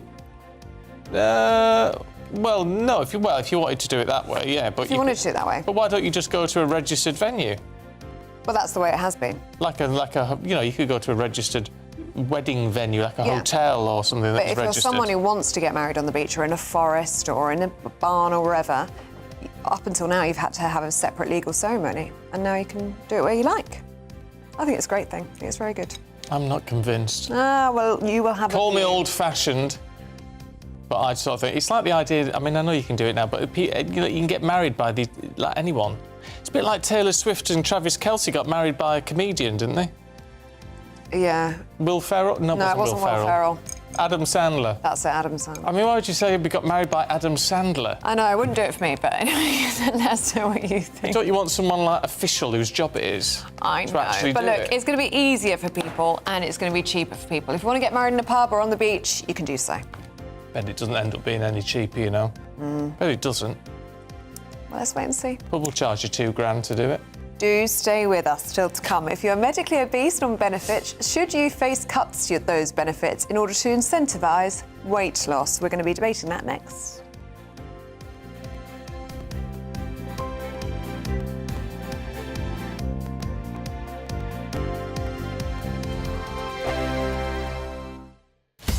Breaking news, live updates, stories that matter. From the heart of the GB newsroom to every corner of Britain, with our team of dedicated journalists across the UK. GB News bulletins are there to deliver the latest news that matters to you. Bulletins on GB News, the People's Channel, Britain's news channel. Exciting news. Every Friday, my Patrick Christie's Tonight Show is going to have a twist to it. We're welcoming some special guests. You. That's right, on Fridays I'm going to be doing my show in front of a live studio audience because this show is about you and what you have to say. It's going to be the same big debates, same big topics, same big opinions. But every Friday night at 9 p.m, you are invited to come on down to Patrick Christie's Tonight to be a part of the action. Only on GB News, the People's Channel, Britain's news channel. Hi, I'm Michelle Dewberry and my show is your opportunity to cut through all the noise and dive in headfirst to some robust debates. Ideas clash. Situation, isn't it? Because the failure is... You're deliberately avoiding my point. Nothing's held back. And if you think this is the end of it, wait for more. And we do not shy away from the difficult stuff. Sometimes I want to shake people and say, if only you understood. So join me on Jubes & Co. weeknights at 6 p.m, only on GB News, Britain's news channel. From the school run to the home run, watch a new show for all of Britain. So he can say whatever he wants. A straight talking show where all voices are heard. And, you know, when are we going to stop talking about smashing the gangs and actually do it? With the stories that matter from every part of our country. There's a bit of a crash landing there for your Chancellor. Bold, fearless and standing up for you. That's me, Martin Daubney, 3 p.m. till 6 p.m, weekdays, here only on GB News. The People's Channel, Britain's news channel. Do you trust what you're being told? Good, because neither do I. Those are just facts. I'm Alex Armstrong, and on my show, we'll expose the spin. Well, I want to answer that, because you didn't let me last time, because you always speak over me. The broken promises. To deny that is denying the truth. And the hypocrisy. Needs to stop. You think we can allow? Politics, policy, parliament. Nothing is off limits. No sugarcoating, no fear of offence, just the truth laid bare. Tune in every Saturday and Sunday at 9 p.m. for Alex Armstrong Tonight, only on GB News, Britain's news channel. Here at GB News, we made a promise to tell your stories. And on the 6th of August, we're marking 5 years of doing exactly that. Celebrate with us by having your say. Join in the debates live on TV and radio. And meeting your favourite presenters across the country, from Leeds to Aberdeen, from Belfast to Barry Island. Plus, join me in Essex for our biggest live show of the year. Scan the QR code or visit gbnews.com/celebrate. Terms and conditions apply. Who voted for GB News to win at the Trick Awards for the 4th year in a row? The winner is GB News. Thank you so much for voting for us. It's because of you that we're so proud to be the People's Channel, and it's because of you that we are Britain's news channel. It's voted for the people who watch us. Well, we've got the best viewers in the world, haven't we? The most loyal viewers. Thank you.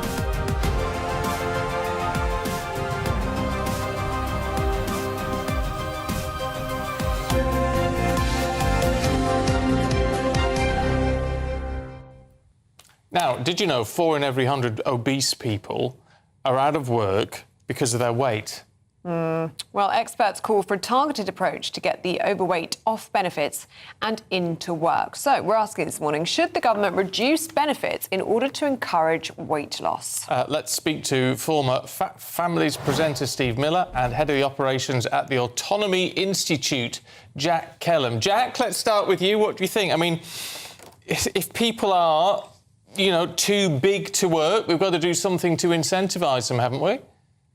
Look, we shouldn't be choosing between the basic financial support people need and treatment to help those people with those health conditions when it's appropriate. Like, it's pretty shameful attempt to find another scapegoat for lots of our problems. There are lots of reasons that people end up being obese, and quite so severely obese that they need the support happened here. Often people in quite extreme situations, they might have other underlying health issues, most probably, and no one should be beyond receiving the basic support that defines a dignified society. But look, let's just have some context quickly on this. The percentage of spending on people with obesity around the sort of wealth above is absolutely tiny. You know, I've sort of run the numbers from the article on The Sun that was sent through from your researchers. You know, spending on supporting with those with obesity is 0.0092% of the entire welfare budget. But poverty is one of the leading causes of ill health. It's not going to help anyone making people even poorer, depriving them of financial assistance. Let's give people proper support. Let's give them treatment where it's appropriate, but let's keep our eyes on the bigger picture. Steve, I think I know what you're going to say. Well, we have a big problem in the UK. It's called the R word, personal responsibility. We all like to whine and whinge, especially when it comes to weight. Let me tell you now, listen, if you think about it, there is not one single reason you cannot now lose weight in the UK. We have apps, we have government support, we have jabs, we now have tablets. I mean, what else do people want? Do they want, I don't know, liposuction on the NHS more? I mean, it is just ridiculous. And I believe on a practical level that if somebody is told, you know, you are going to get the support, but if you do not take that support and lose weight, you will lose your benefits. And we've got to stop this soft soaping it. You know, people love to be victims in this country, especially when it comes to weight. So I say, yes, stop the benefits. As long as you give people support, which we do in this country compared to a lot of other countries, then, of course, yes, sort yourself out. Yeah, I mean, it's a fair point, Jack, isn't it? If you've got the support and told you, we'll support you, you know, but you must lose weight, otherwise there's going to be a consequence. I mean, that's a realistic offer, isn't it? I think we've got a bit of a sort of false debate set up here. Like, the people getting support from the welfare system, particularly with sort of personal independent payments and so on, because they're obese, are really quite severely obese and very likely have significant other underlying health conditions. This isn't just people being a little bit overweight. But they're getting support to lose weight. I mean, there is support to lose weight. There's support for people to lose weight, and there should be support to lose weight. What I'm trying to say is, with the sort of numbers that are being put in the stories here, I've seen an article in The Sun about how many sort of thousands per hour spent on these people. It's actually, I said, it's a very tiny fraction. I don't care how small it is. I don't care how small it is. The welfare bill is out of control. And I think what you're doing is just waffling. At the end of the day, there is now always a solution in the UK to be able to lose weight. And you should not be putting out the message that, you know, there's this reason, there's that reason, you're blaming poverty, you're blaming underlying health conditions. There is support in this country. And I think you're coming from a very theoretical place. I can tell you now, I know people that are fat fakers. They are. And they will say anything so they can get the PIP and not have to take up employment. And people need to realise that employment's very good for you. You know, people eat too much often because they're bored. Getting to work, your mind's occupied. So I think, yes, less of the soft soaping, more direct action, tell it as it is, and give people a choice. You either get yourself together and sort it with this support, or you lose your benefit. End of. Jack? Look, I said, this isn't a choice. We should, as a dignified society, be giving people the basic support they need, which isn't very much for universal credit, the basic support they need to continue existing, as well as support to help with their health conditions. You know, a punitive approach, we've seen... They're already getting the support, Jack. We should be getting. They're already getting the support. What else do you want? Very small amount of people. It's a very, very small amount of people spending a very, very small amount of money on, well, often with quite serious health issues. We shouldn't be debating. Why should the taxpayer, why should the responsible taxpayer be paying for people that would prefer to sit on a sofa and stuff their face with donuts? That's what I say. That is the reality. That's completely facetious and unserious. Like, these are people with serious underlying health conditions. I think you need to get in the real world, Jack. Oh, we are. We research. You're talking theory. You're saying what all these lefties do. They talk about underlying conditions. They talk about poverty. Oh, it's too expensive to eat well. They give excuses. At home with underlying health conditions. You're talking nonsense because there are many people on benefits that do take. Sorry, there are many people working on low incomes that do take responsibility, and more people need to do what they do. All right, gentlemen. We've got to leave it there. Jack Kellum, Steve Miller, thank you both very much indeed. You will have a view, I'm sure. Get in touch, gbnews.com/your... Oh, heck. Loads of you getting in touch. Comments piling in already now, heck. Deborah says, anyone can lose weight. Anyone, even those with health conditions and disabilities. It's calories in versus calories out. Simple. Greed and laziness is all this is. Guy says, bad parenting is the start of obesity. I think there's a lot to be said for that. Yeah, Guy says also obesity is an addiction, not an illness. Well, keep your thoughts coming through. And Lucia makes the point that underlying health problems in overweight people are most likely caused by being morbidly obese in the first place. There's a lot to be said for that. There's quite a few views coming in on marriage as well, which was fascinating, and I've just lost the one that I wanted to read, which was a lady saying that she got married in a registry office. I think it was Brenda and Michael from Bolton, who said they both got married in a registry office. They're not religious, but she would have loved to have got married on a beach. So this would have been very welcome for her. Oh, well, good for you. So there you go. Others of you not so keen. It's a mixed bag. Mixed bag. Well, a mixed bag is a good thing. Yeah.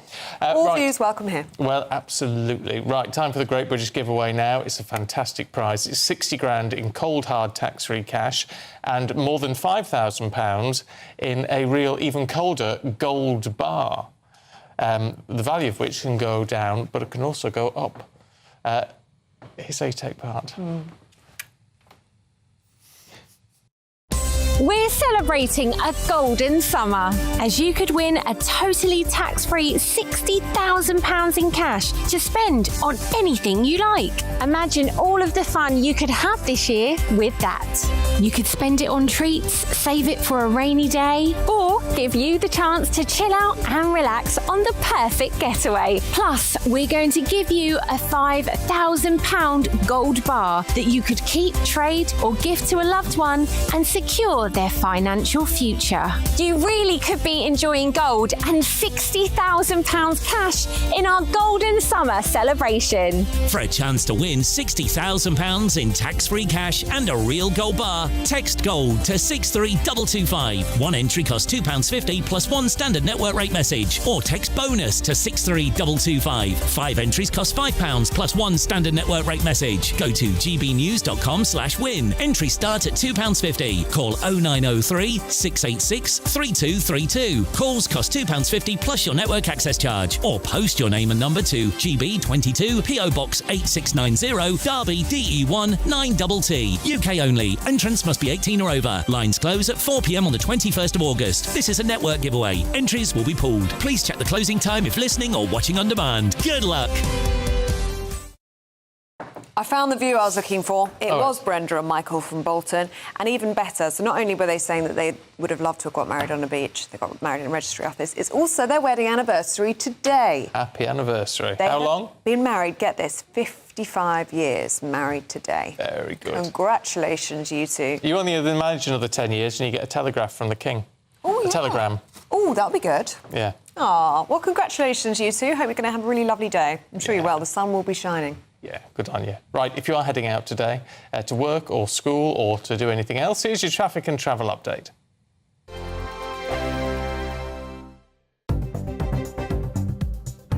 Good morning, this is the latest AI travel news from gbnews.com.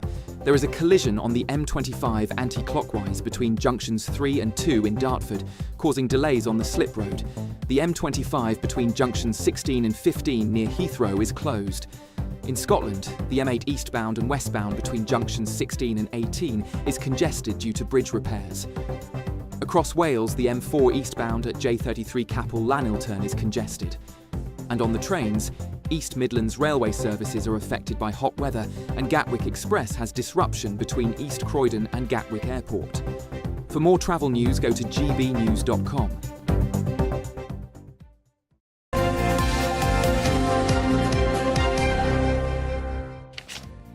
Koichi's here with all your sports next. Yeah, got lots to come up. We've got, well, Thomas Tuchel, him trying to defend or not defend, as the case may be. We've got the Open Golf and also the most expensive Brazilian shirt ever come up. At GB News, we love to hear from you, our loyal community. So drop us a line at gbnews.com/yoursay. There, you can talk to each other and also to the presenters live on air. gbnews.com/yoursay, because GB News is your channel, Britain's news channel. Bold. They are under no illusion. Ray. Are you a human trafficker? Boundless. I've had enough of the nonsense, and I'm not afraid to say it. Don't get us on the BBC. Every weeknight, I tear through the headlines. The smell of gasoline. Should we be worried about it? From Westminster madness to cultural war chaos. I'm going to do now, they are throwing things out the car as we speak. Get ready, Britain. Here we go. Patrick Christie tonight, weeknights from 9 p.m, only on GB News, Britain's news channel.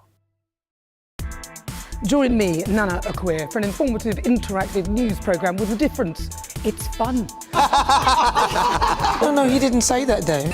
I'm so surprised. I think there's an element of truth to that. Join me from 3 p.m. every weekend, only on GB News, Britain's news channel. Welcome to Free Speech Nation with me, Josh Howard. This is the show where each week we see what's happening in the world of culture, current affairs and politics. First we'll say, welcome to the UK. Oh, thank you. And we're not afraid to use our free speech so that you can use yours. It's not controversial in the slightest to anyone who hasn't lost their mind. Free Speech Nation, Sunday nights at 7 p.m, only on GB News, the People's Channel, Britain's news channel. You want to know what's really going on in the corridors of power? Labour don't know what to do with you half the time, and that makes you quite lethal in the chamber. Get behind the headlines with Chopper's Political Podcast. Join me, Christopher Hope, as I sit down with the great and the good of British politics. We'll see where this ruling takes us. These are the stories shaping our nation. Chopper's Political Podcast, available now on all platforms. Listen in and stay ahead. As soon as it hits 11 and the headlines come in, The Late Edition brings you the breaking news from all the front pages. because the news is going to happen. So get a head start today. Patrick Christie's tonight, late edition. Alex Armstrong tonight, Late Edition. From 11 o'clock every night. Only on GB News, the People's Channel, Britain's news channel.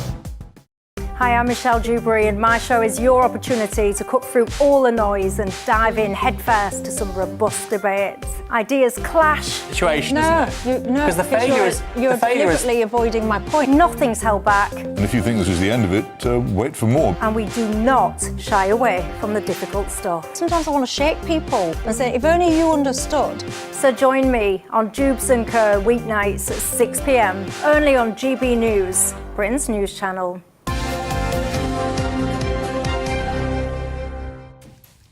Welcome back. It's sports time. Hello.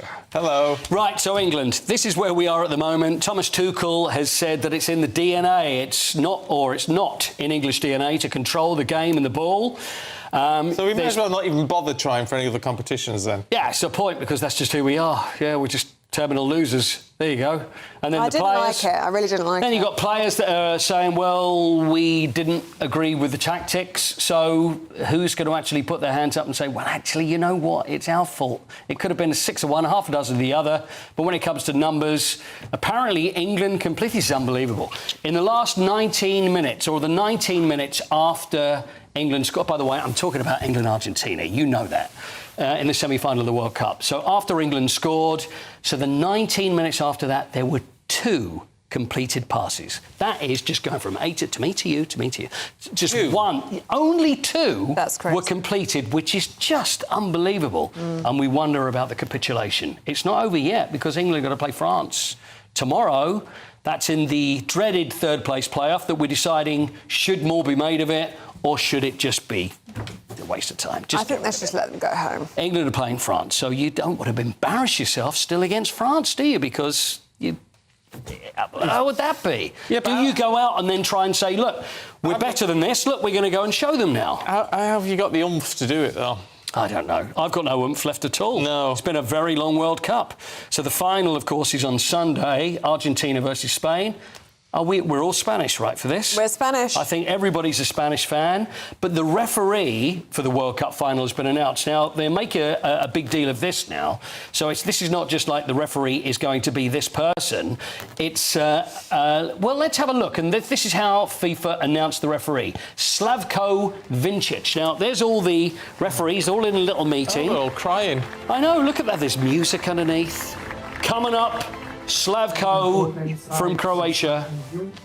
You are going to be the referee for the World Cup final. And he gets handed the special shirt with the gold stripes. Right. So they make a very big deal of it. And he has to make the vow. It's almost like being in the Cub Scouts. Do you promise to uphold the principles of the beautiful game? Yes, I will. Do you promise to make the right decisions? Yes, I will. Third one, do you promise never, ever to book Lionel Messi and not do anything against what he says or does? Absolutely, and then you are the referee. So that's how it works. Paul. Sorry. I suppose, look, it is a big deal for them. So, I mean, of course it is. But I don't need to see them crying and hugging each other. Do you know, they're even making that like the X Factor now. Yeah. They go, and it is. He's from Croatia, and they're all like, is it me? Is it there? But anyway, well done to Slavko. A little bit on the golf. First day of the 154th Open, which is at Royal Birkdale, which, as we know, is a links course. It is a links course. On the course. It's on the sea. Tony Jacklin, the last English winner in England back in 1969, 8 English players under par, so there's more pressure on them to do something because of England and the World Cup. And the other thing, when we're talking about England, is England are playing Argentina. Can you believe rugby union? That happens tomorrow night, and of all the times to be heading over to Buenos Aires, they're going to be playing Argentina. That's in the Rugby Nations Championship, and that's tomorrow night. And they're going to smash them. They really do. They really, really Again, do. No pressure, boys, but we really could do with a result now. We really could. So if you're ahead, don't sit back. It works in both sports. Yeah.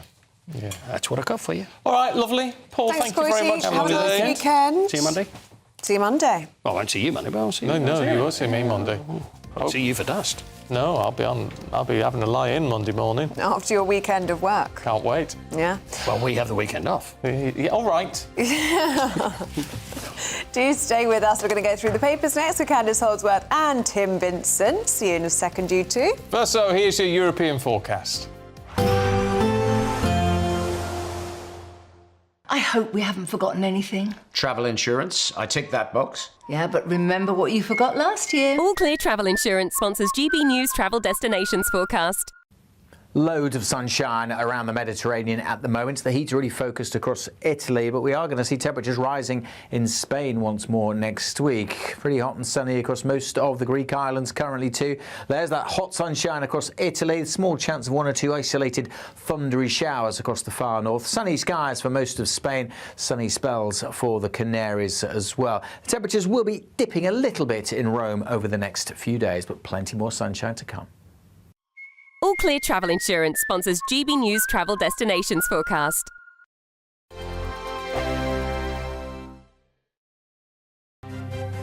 GB News Breakfast. Every day from 6 a.m. What do you think about where we're going to get our future athletes and our Olympians from when we're telling our children, oh, you can't go out and partake in sports today because it's a bit hot?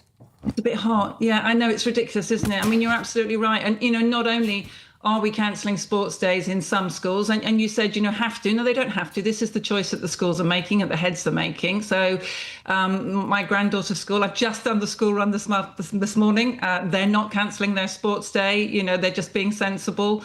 Why not move it to the morning? I've just dropped her off now. It's 17 degrees. So they're perfectly capable of running at 9 o'clock in the morning instead of 2 o'clock in the afternoon. There's lots of ways that they could think outside of the box and do this. I mean, Labour is just about to cut 22% from the sports budget as well. GB News, the People's Channel. Dubes & Co. Weekdays from 6 p.m. Industrial action in the 70s, all of that is part of the culture of that great town, and it's something that reflects a lot about the rest of us. Right, but the word culture does not... It doesn't mean opera. That's history. Yeah. That's the history of the town. How is this money spent? Whose money is it, right? I presume it's taxpayers' money, i.e. my money anyway, and if you pay tax, Susie, that will I do pay a bit, Calvin. Okay, yeah. Not as much as you, I'm sure. No, but how much do we spend on the City of Culture for Hull? Do you know? Well, look, so these shortlisted towns, they will receive £60,000 each to develop their full bids. Apparently, it's about restoring pride in local areas. They want to deliver a decade of national renewal. They want to shine a light on local visions and voices, they say, from across the UK. GB News, the People's Channel. Britain's newsroom. Weekday mornings from 9:30. So you go along to the car showroom and only like 10%, at most maybe 15%, pay cash. The rest buy it on some form of financing. And you often buy, it's a bit like a mortgage, and it's like buying a mortgage from the estate agent, which we all know is a terribly bad idea. Yes. But this is what people did. And the deal is, the scandal is, the guys in the showroom were acting as dealers and brokers, and they were in many cases inflating the interest rate that you paid so that they could get bigger commission. And they didn't declare that. So you basically ended up paying more for your car than you would otherwise have done if you'd gone into the open market and found yourself, a better deal. How did that come to light? Well, over many years. I mean, this has been going on since 2007. GB News, the People's Channel.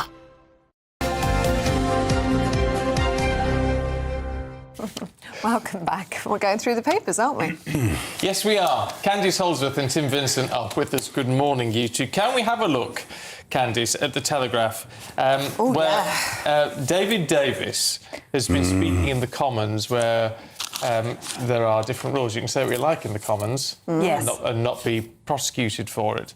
And he has said that Nicola Sturgeon knew all about her husband stealing money and tried to destroy Alex Salmond to stop him uncovering the embezzlement. So this I don't know what it's based on. But this is huge, yeah. So David Davis, basically using his parliamentary privilege, has said that Nicola Sturgeon, this is what David Davis says, basically orchestrated sexual allegations against Alex Salmond when he was about to be appointed to the SNP's National Executive Committee, where he would have had access to the finances and the accounts. And what David Davis has said is because he was so numerate, he would have worked out what was going on. And so he said that Nicola Sturgeon knew exactly what was going on. And he said another reason for this, that he believes this, is because he said that Peter Murrell struck a plea deal where certain items were removed from the indictments. These were women's items that had been bought for Nicola Sturgeon. So David Davis is saying she did know what was going on. This is what he's... She denies it, of course, yes. we should say. She denies all of that. Fascinating story, though, isn't it? Is it? Well, and at some point, there's going to be a great drama made about this, isn't there? Because there's just so many Machiavellian intricacies that are going on behind the doors, and these little snippets come out of what's going on. Because at home, we all think, how would you not notice these things turning up at the house over several years of great expense, and including a big RV parked in your mother-in-law's drive. It's just, beggars belief for the normal person that you wouldn't ask a question occasionally. But as she says, she's innocent of the whole process. But I can't wait for the drama to be made at some point, fictionalised. Satire, exactly. Yeah. Well, I should say that in a statement issued by her lawyer, Nicola Sturgeon has said this member of the Old Boys Club, Sir David Davis, has been spreading conspiracy theories on behalf of the late Alex Salmond since 2021, and now he is telling more lies about me. The fact that he hides like a coward behind the legal privilege of Westminster says everything we need to know about him. Well, there you go. Tim, 1 in 5 parents take term time trips, which is very difficult to say, actually. Great alliteration. Candice and I were talking about this early on because we both have children that are in school. Yeah. Apparently, more than 2 million parents have taken their children out of school in the previous year. For 2026, in fact, that's 21% of parents have removed a child from school to secure a cheaper holiday. I don't think this is a surprise to anybody. No. Even if you don't have children, you're aware of how expensive it is to go on school holidays as an adult because they ramp the prices up so much and the cost of living is really making everything a bit more acute. So you can understand why this is happening more and more. And of course, they're not going to tell the school what the real reasons is for them to be not in school. And I have every sympathy with the school, but I think when kids are a little bit younger, 6, 7, 8, when their curriculum isn't quite as regimented and close to exams, why they would take them out for a few days. It's a bit of I think what needs to be done has to have a proper national debate about this. I don't know what the solutions are, but it needs to be addressed because if there's several, thousands, hundreds of thousands of people taking their kids out of school, then, this is a big issue. Yeah. Just before we run out of time, which is in about 20 seconds, you're not going to be able to get Red Bull for under 16 or the caffeine drinks for under 16s anymore. Yeah, so this is you're going to have to pay a huge fine if you sell high caffeine drinks to under 16s, which for me is a little infantilizing when it comes to older teenagers. Well, I don't know. I sort of think keep them off it for now. They can drink it when they're older. Thanks both. Thanks, you two. Here's your weather.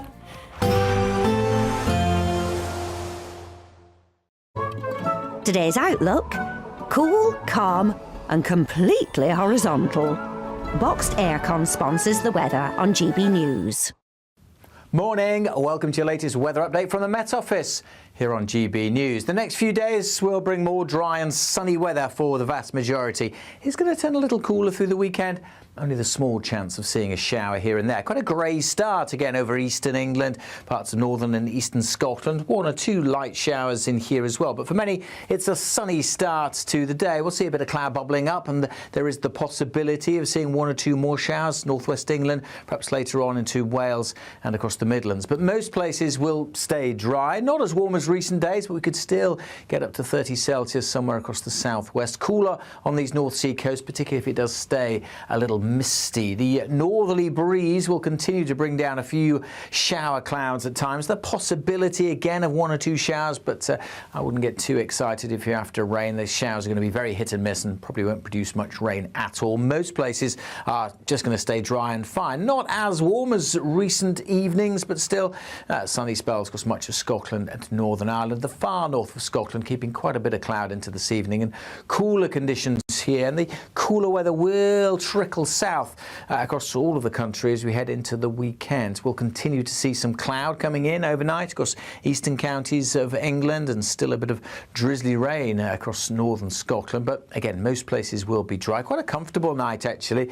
May stay up at 15 or 16 in the south, but for many, certainly in rural spots, we'll be down into single figures to start Saturday. We also start Saturday with quite a bit of sunshine, but overall a cloudier day, and the cloud bubbling up and pushing into northern England, later Wales and the Midlands could produce 1 or 2 showers, but again, most places won't see them, many places staying dry. Sunny skies continuing across southern parts of England and western Scotland. Still pretty warm in the south, but just not quite as warm as it has been. Goodbye. Today's outlook: cool, calm and completely horizontal. Boxed Aircon sponsors the weather on GB News.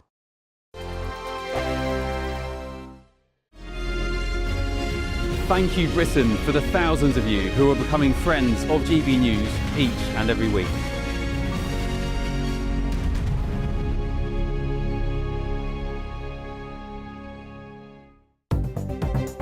Good morning. This is the latest AI travel news from gbnews.com. There is a collision on the M4 eastbound between junctions 6 and 5 in Slough. The M25 anti-clockwise between junctions 16 and 15 near Heathrow is closed. The A5 northbound is closed after the A422 in Northamptonshire. In Scotland, the A75 eastbound exit slip at Gretna is closed due to roadworks. Across Wales, the A470 southbound from Nantgarv to Corriton is congested with possible delays.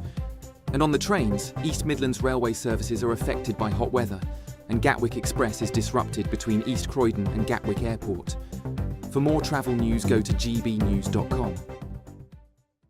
We're celebrating a golden summer with a terrific two-part Great British giveaway. First, you could win a sensational £60,000 in tax-free cash. And that's not all, as you'll also win our most precious prize to date, a fine gold bar worth over £5,000. For a chance to win, text GOLD to 63225. One entry costs £2.50 plus one standard network rate message. Or text BONUS to 63225. 5 entries cost £5 plus one standard network rate message. Go to gbnews.com/win. Entry start at £2.50. Call 0903 686 3232. Calls cost £2.50 plus your network access charge. Or post your name and number to GB22 PO Box 8690 Derby DE1 9TT. UK only. Entrance must be 18 or over. Lines close at 4 p.m. on the 21st of August. This is a network giveaway. Entries will be pooled. Please check the closing time if listening or watching on demand. Good luck.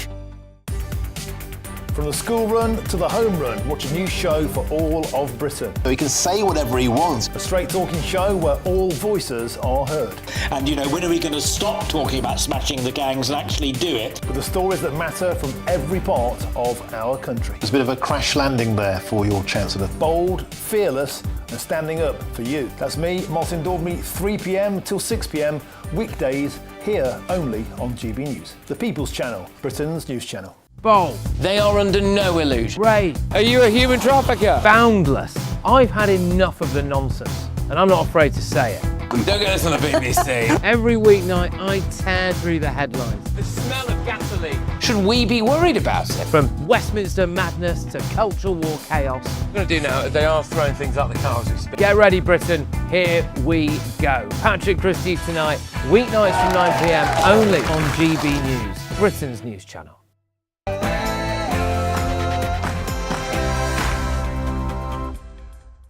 Good morning. Andy Burnham prepares to become Labour leader within a matter of hours. Paving the way for his coronation as Prime Minister on Monday. But is the honeymoon period over before it even begins? Well, reports are surfacing that left-wing backbenchers are already planning a rebellion after it emerged that the Home Secretary is the front-runner for the position of Chancellor. That's right, a handover day in our national politics. Sir Keir Starmer stands down as Labour leader after 6 years. Andy Burnham comes in, and that man Burnham takes over as Prime Minister on Monday. But who will be his Chancellor? Well, in one of his final acts as Prime Minister, Sir Keir Starmer hands Sir Sadiq Khan a peerage, opening a potential path to making the London Mayor a minister. FIFA launches a probe into whether Argentinian players violated tournament rules by displaying a banner claiming the Falkland Islands as theirs.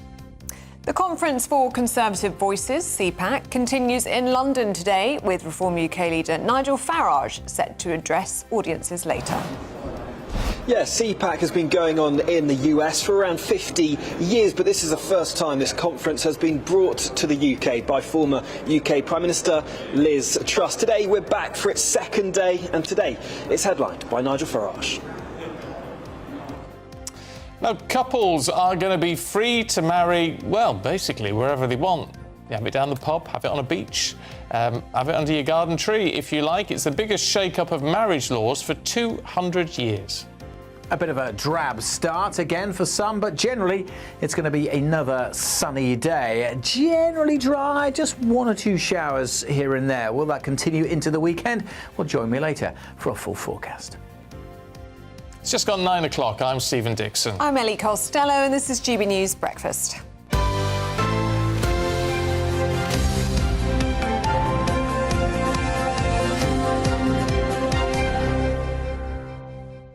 Nanny Lulu's been in touch this morning saying, "Hi, Ellie and Stephen. My dad was 80 on Tuesday. We have convinced him that GB News is the only news channel he should be watching. I know that he's watching today, and I was just wondering if you could give Terry a shout-out and wish him a very happy 80th birthday." Oh, Terry.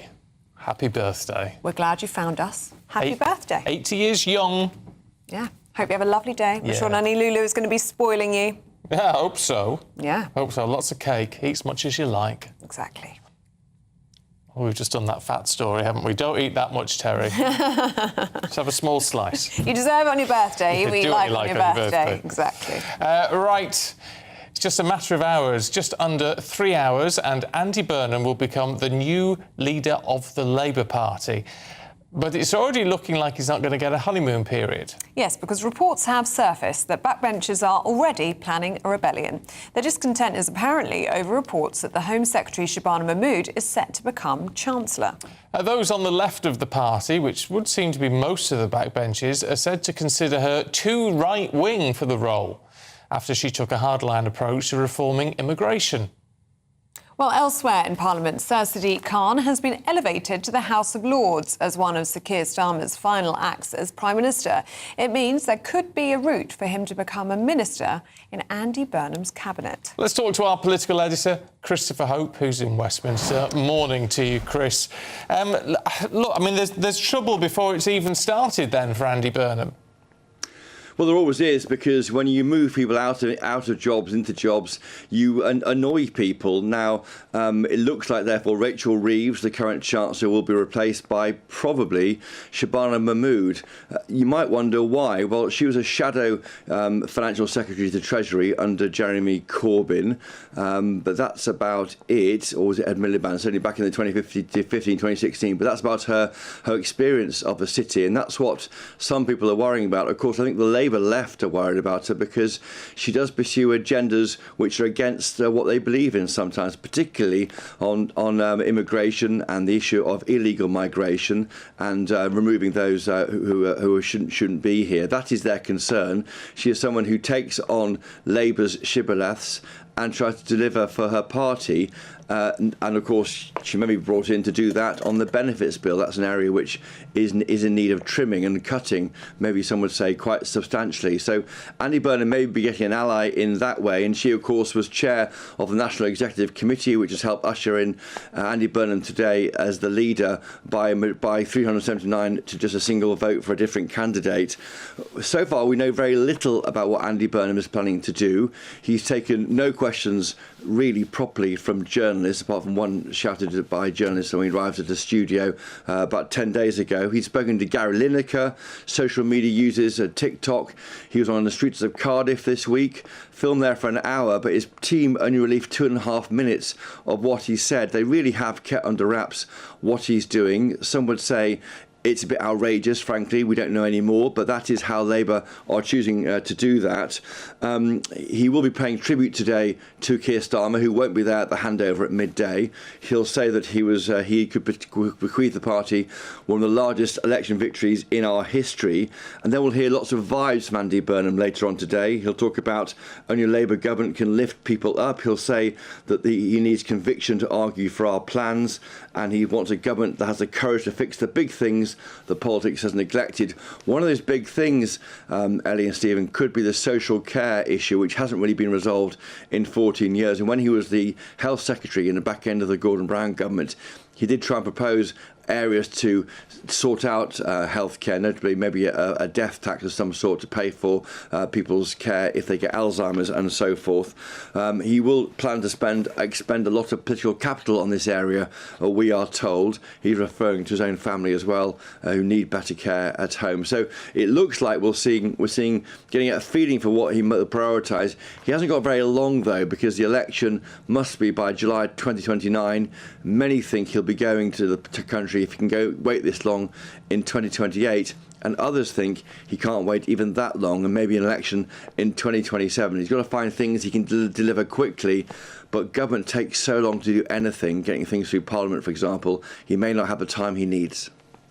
Chris, do we know if Andy Burnham is going to take questions today? And are we expecting to flesh out any policy ideas today? Ellie, the answer to that is no. He won't take any further questions from journalists today. It's no surprise, perhaps given his previous record on this.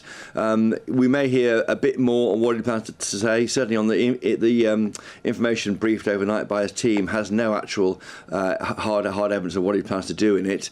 He takes over as Prime Minister on Monday, and from that date there'll be 43 days before Parliament can question him again, or start questioning his team on the 2nd of September. He'll start appointing his cabinet probably on Monday.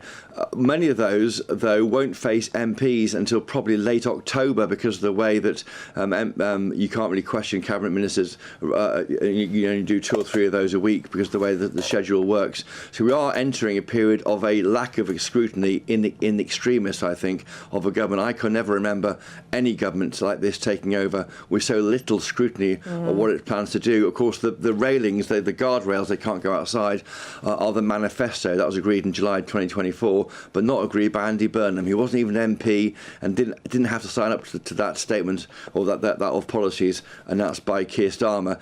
Keir Starmer, we expect not to be there, although he'll be getting some credit from Andy Burnham. He's on his way back from Ukraine, so we won't be seeing him today.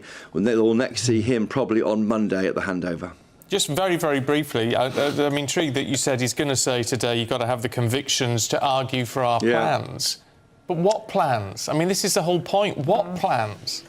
This is a problem, and it's legitimate criticism. I mean, I think everyone, we should always give these politicians a chance to deliver for our viewers and listeners. But judging by it so far, it's worrying the lack of scrutiny he's getting. He talked in Ashton Town Football Club the morning after the election, and I was there for that, about dealing with HMO Britain. And we saw yesterday from Patrick Christie's reporting in Crober how they move migrants from those camps into our communities next door to our viewers and listeners.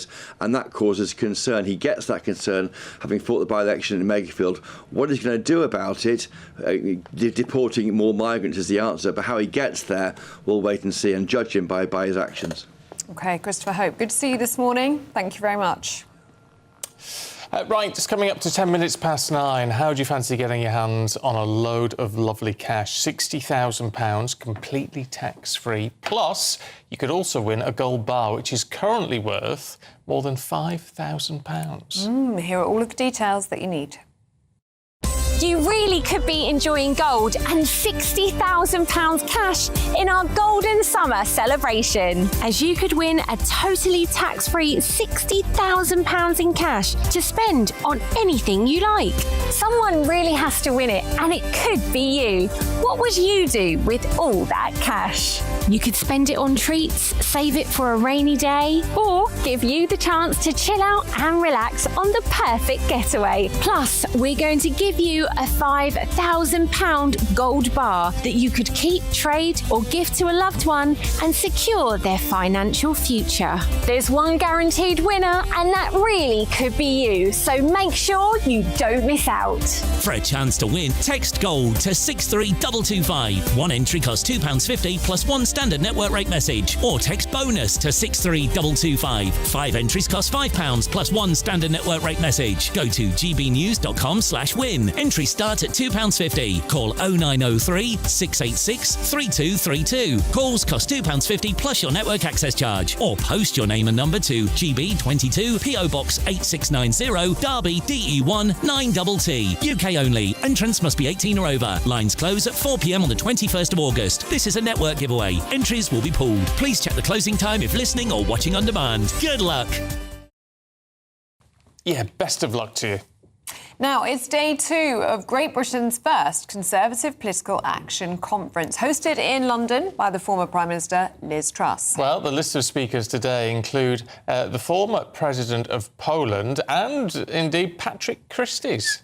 Well, let's go now to GB News' reporter Will Godley, who's at the conference in central London for us. Morning to you, Will. What has today got in store?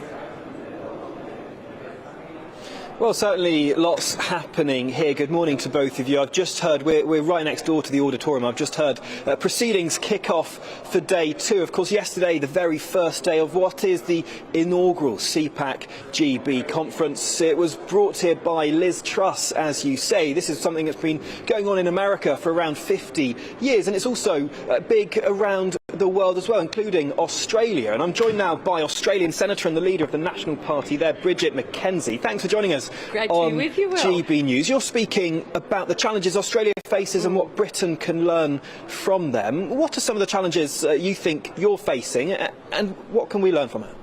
Great to be with you, Will. Well, I think some of the challenges that we're facing at home are very similar to what you're experiencing here in Britain. You've got a net zero policy that's trashing private property rights.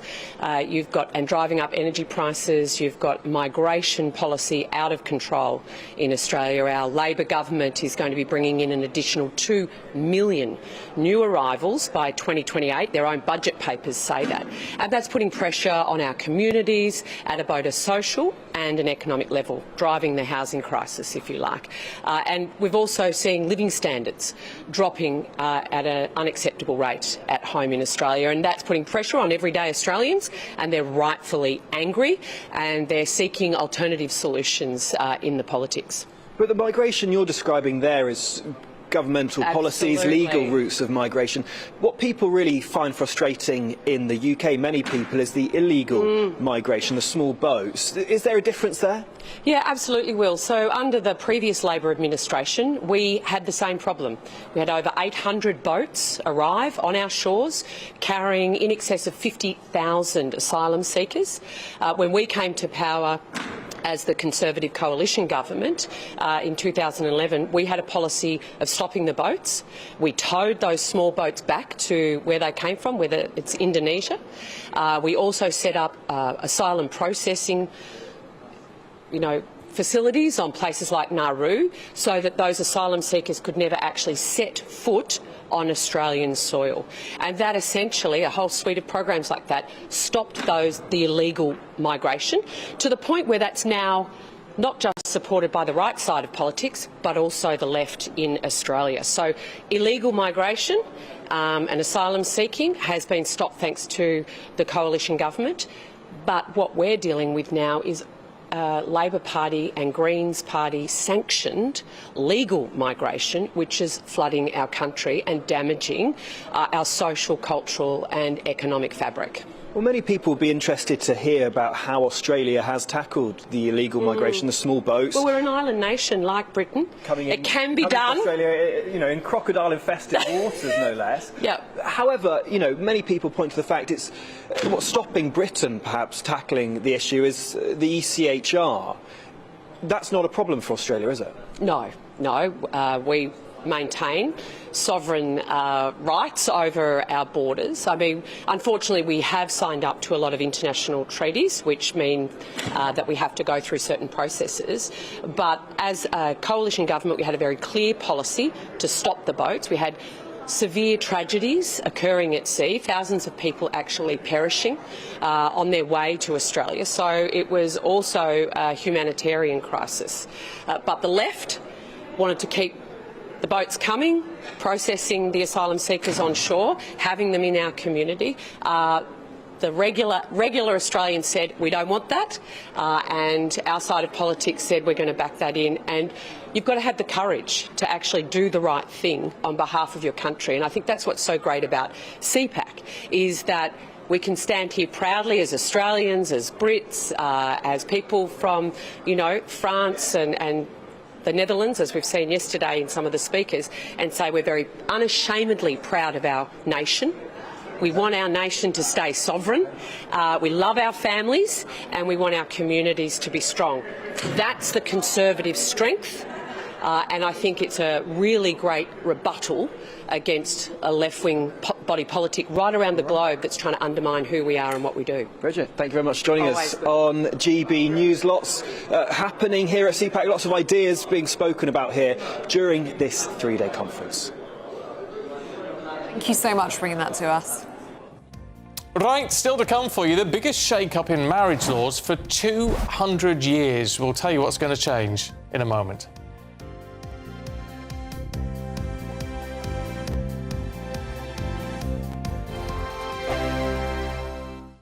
Britain deserves a newsroom that puts the facts and your voice first. Well, and that's what you get on GB News. Lively debates, lively conversation. And we're not afraid to hold power to account. And each other. So join me, Andrew Pearce. And me, Miriam Cates, for Britain's Newsroom, weekdays from 9:30 on GB News. Here at GB News, we made a promise to tell your stories. And on the 6th of August, we're marking 5 years of doing exactly that. Celebrate with us by having your say. Join in the debates live on TV and radio. And meeting your favourite presenters across the country, from Leeds to Aberdeen, from Belfast to Barry Island. Plus, join me in Essex for our biggest live show of the year. Scan the QR code or visit gbnews.com/celebrate. Terms and conditions apply. Hi, I'm Michelle Dewberry, and my show is your opportunity to cut through all the noise and dive in headfirst to some robust debates. Ideas clash. Situation, isn't it? Because the failure is you're deliberately avoiding my point. Nothing's held back, And if you think this is the end of it, wait for more. and we do not shy away from the difficult stuff. Sometimes I want to shake people and say, if only you understood. So join me on Dubes & Co. weeknights at 6 p.m. only on GB News, Britain's news channel. From the school run to the home run, watch a new show for all of Britain. So he can say whatever he wants. A straight talking show where all voices are heard. And, you know, when are we going to stop talking about smashing the gangs and actually do it? With the stories that matter from every part of our country. There's a bit of a crash landing there for your Chancellor. Bold, fearless and standing up for you. That's me, Martin Daubney, 3 p.m. till 6 p.m. weekdays here only on GB News. The People's Channel, Britain's news channel. Welcome to Free Speech Nation with me, Josh Howard. This is the show where each week we see what's happening in the world of culture, current affairs and politics. First we'll say, welcome to the UK. Oh, thank you. And we're not afraid to use our free speech so that you can use yours. It's not controversial in the slightest to anyone who hasn't lost their mind. Free Speech Nation, Sunday nights at 7 p.m. only on GB News, the People's Channel, Britain's news channel. Some people enjoy lazy Sunday mornings, but not me. What's the truth of the matter? So that's a very live question. Would you support him if he waters down these plans? Before the spin sets in, I'll be getting to the truth. This is personal. No soft questions, no easy answers. It's one thing if the state has rules in this country. It's another thing whether the police and others actually police them. Setting the agenda and holding those in power to account. You can't really blame her if the system is set up this way. You will not want to miss it, trust me.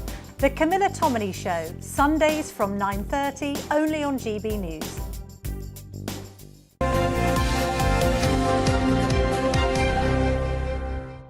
(19:09) and marriage laws are getting their biggest shake-up for 200 years. Couples could soon be able to wed just about anywhere they want, in a pub, on a boat, on a beach. I think it's fantastic. Do you? I do. I think if it suits the couple, then brilliant news.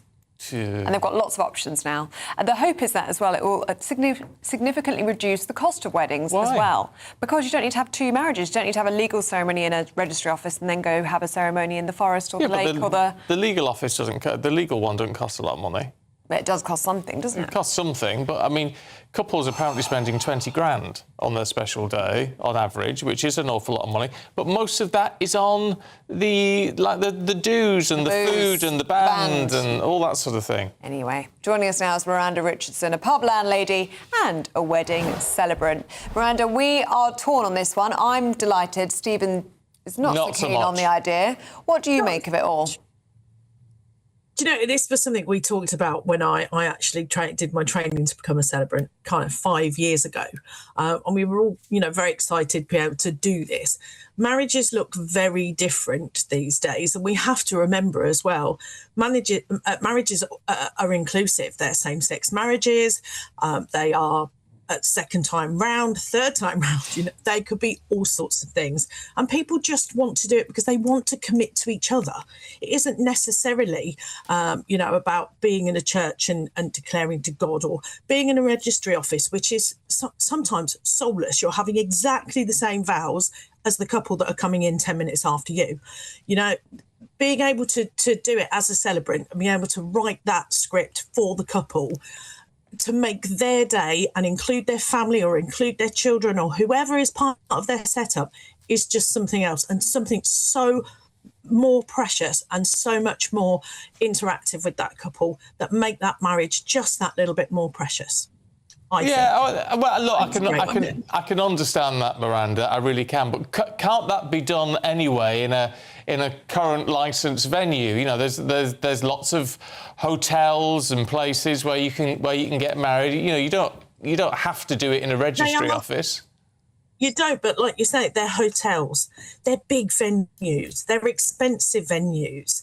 You know, it just in that in itself, where you could have a wonderful couple who perhaps spend their times on their narrowboat. That might be where they live. That might be what they do. Boating might be their life.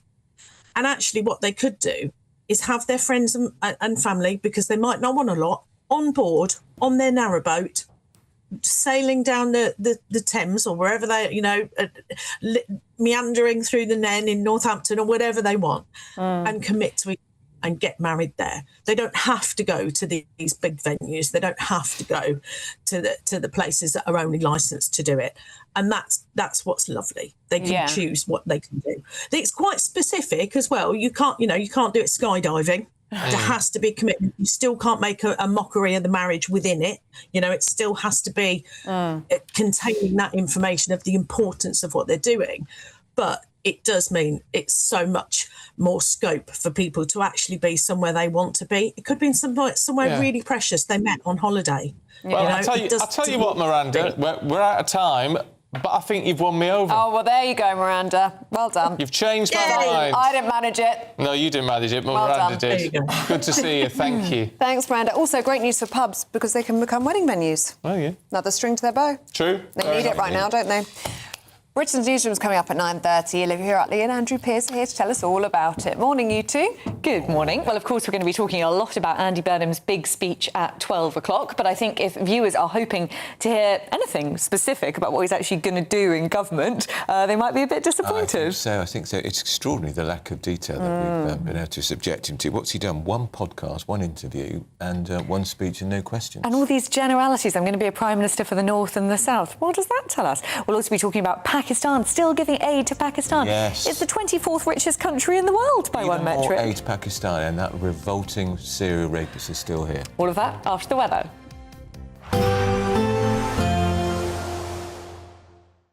Expect warm spells with the odd rude interruption. Box Boilers sponsors the weather on GB News. Morning, welcome to your latest weather update from the Met Office here on GB News. The next few days will bring more dry and sunny weather for the vast majority. It's going to turn a little cooler through the weekend. Only the small chance of seeing a shower here and there. Quite a grey start again over eastern England, parts of northern and eastern Scotland. One or two light showers in here as well. But for many, it's a sunny start to the day. We'll see a bit of cloud bubbling up, and there is the possibility of seeing one or two more showers, northwest England, perhaps later on into Wales and across the Midlands. But most places will stay dry. Not as warm as recent days, but we could still get up to 30 Celsius somewhere across the southwest. Cooler on these North Sea coasts, particularly if it does stay a little misty. The northerly breeze will continue to bring down a few shower clouds at times. The possibility again of one or two showers, but I wouldn't get too excited if you're after rain. These showers are going to be very hit and miss and probably won't produce much rain at all. Most places are just going to stay dry and fine. Not as warm as recent evenings, but still sunny spells across much of Scotland and Northern Ireland. The far north of Scotland keeping quite a bit of cloud into this evening, and cooler conditions here, and the cooler weather will trickle south across all of the country as we head into the weekend. We'll continue to see some cloud coming in overnight across eastern counties of England, and still a bit of drizzly rain across northern Scotland. But again, most places will be dry. Quite a comfortable night actually. May stay up at 15 or 16 in the south, but for many, certainly in rural spots, will be down into single figures to start Saturday. We also start Saturday with quite a bit of sunshine, but overall a cloudier day, and the cloud bubbling up and pushing into northern England, later Wales and the Midlands.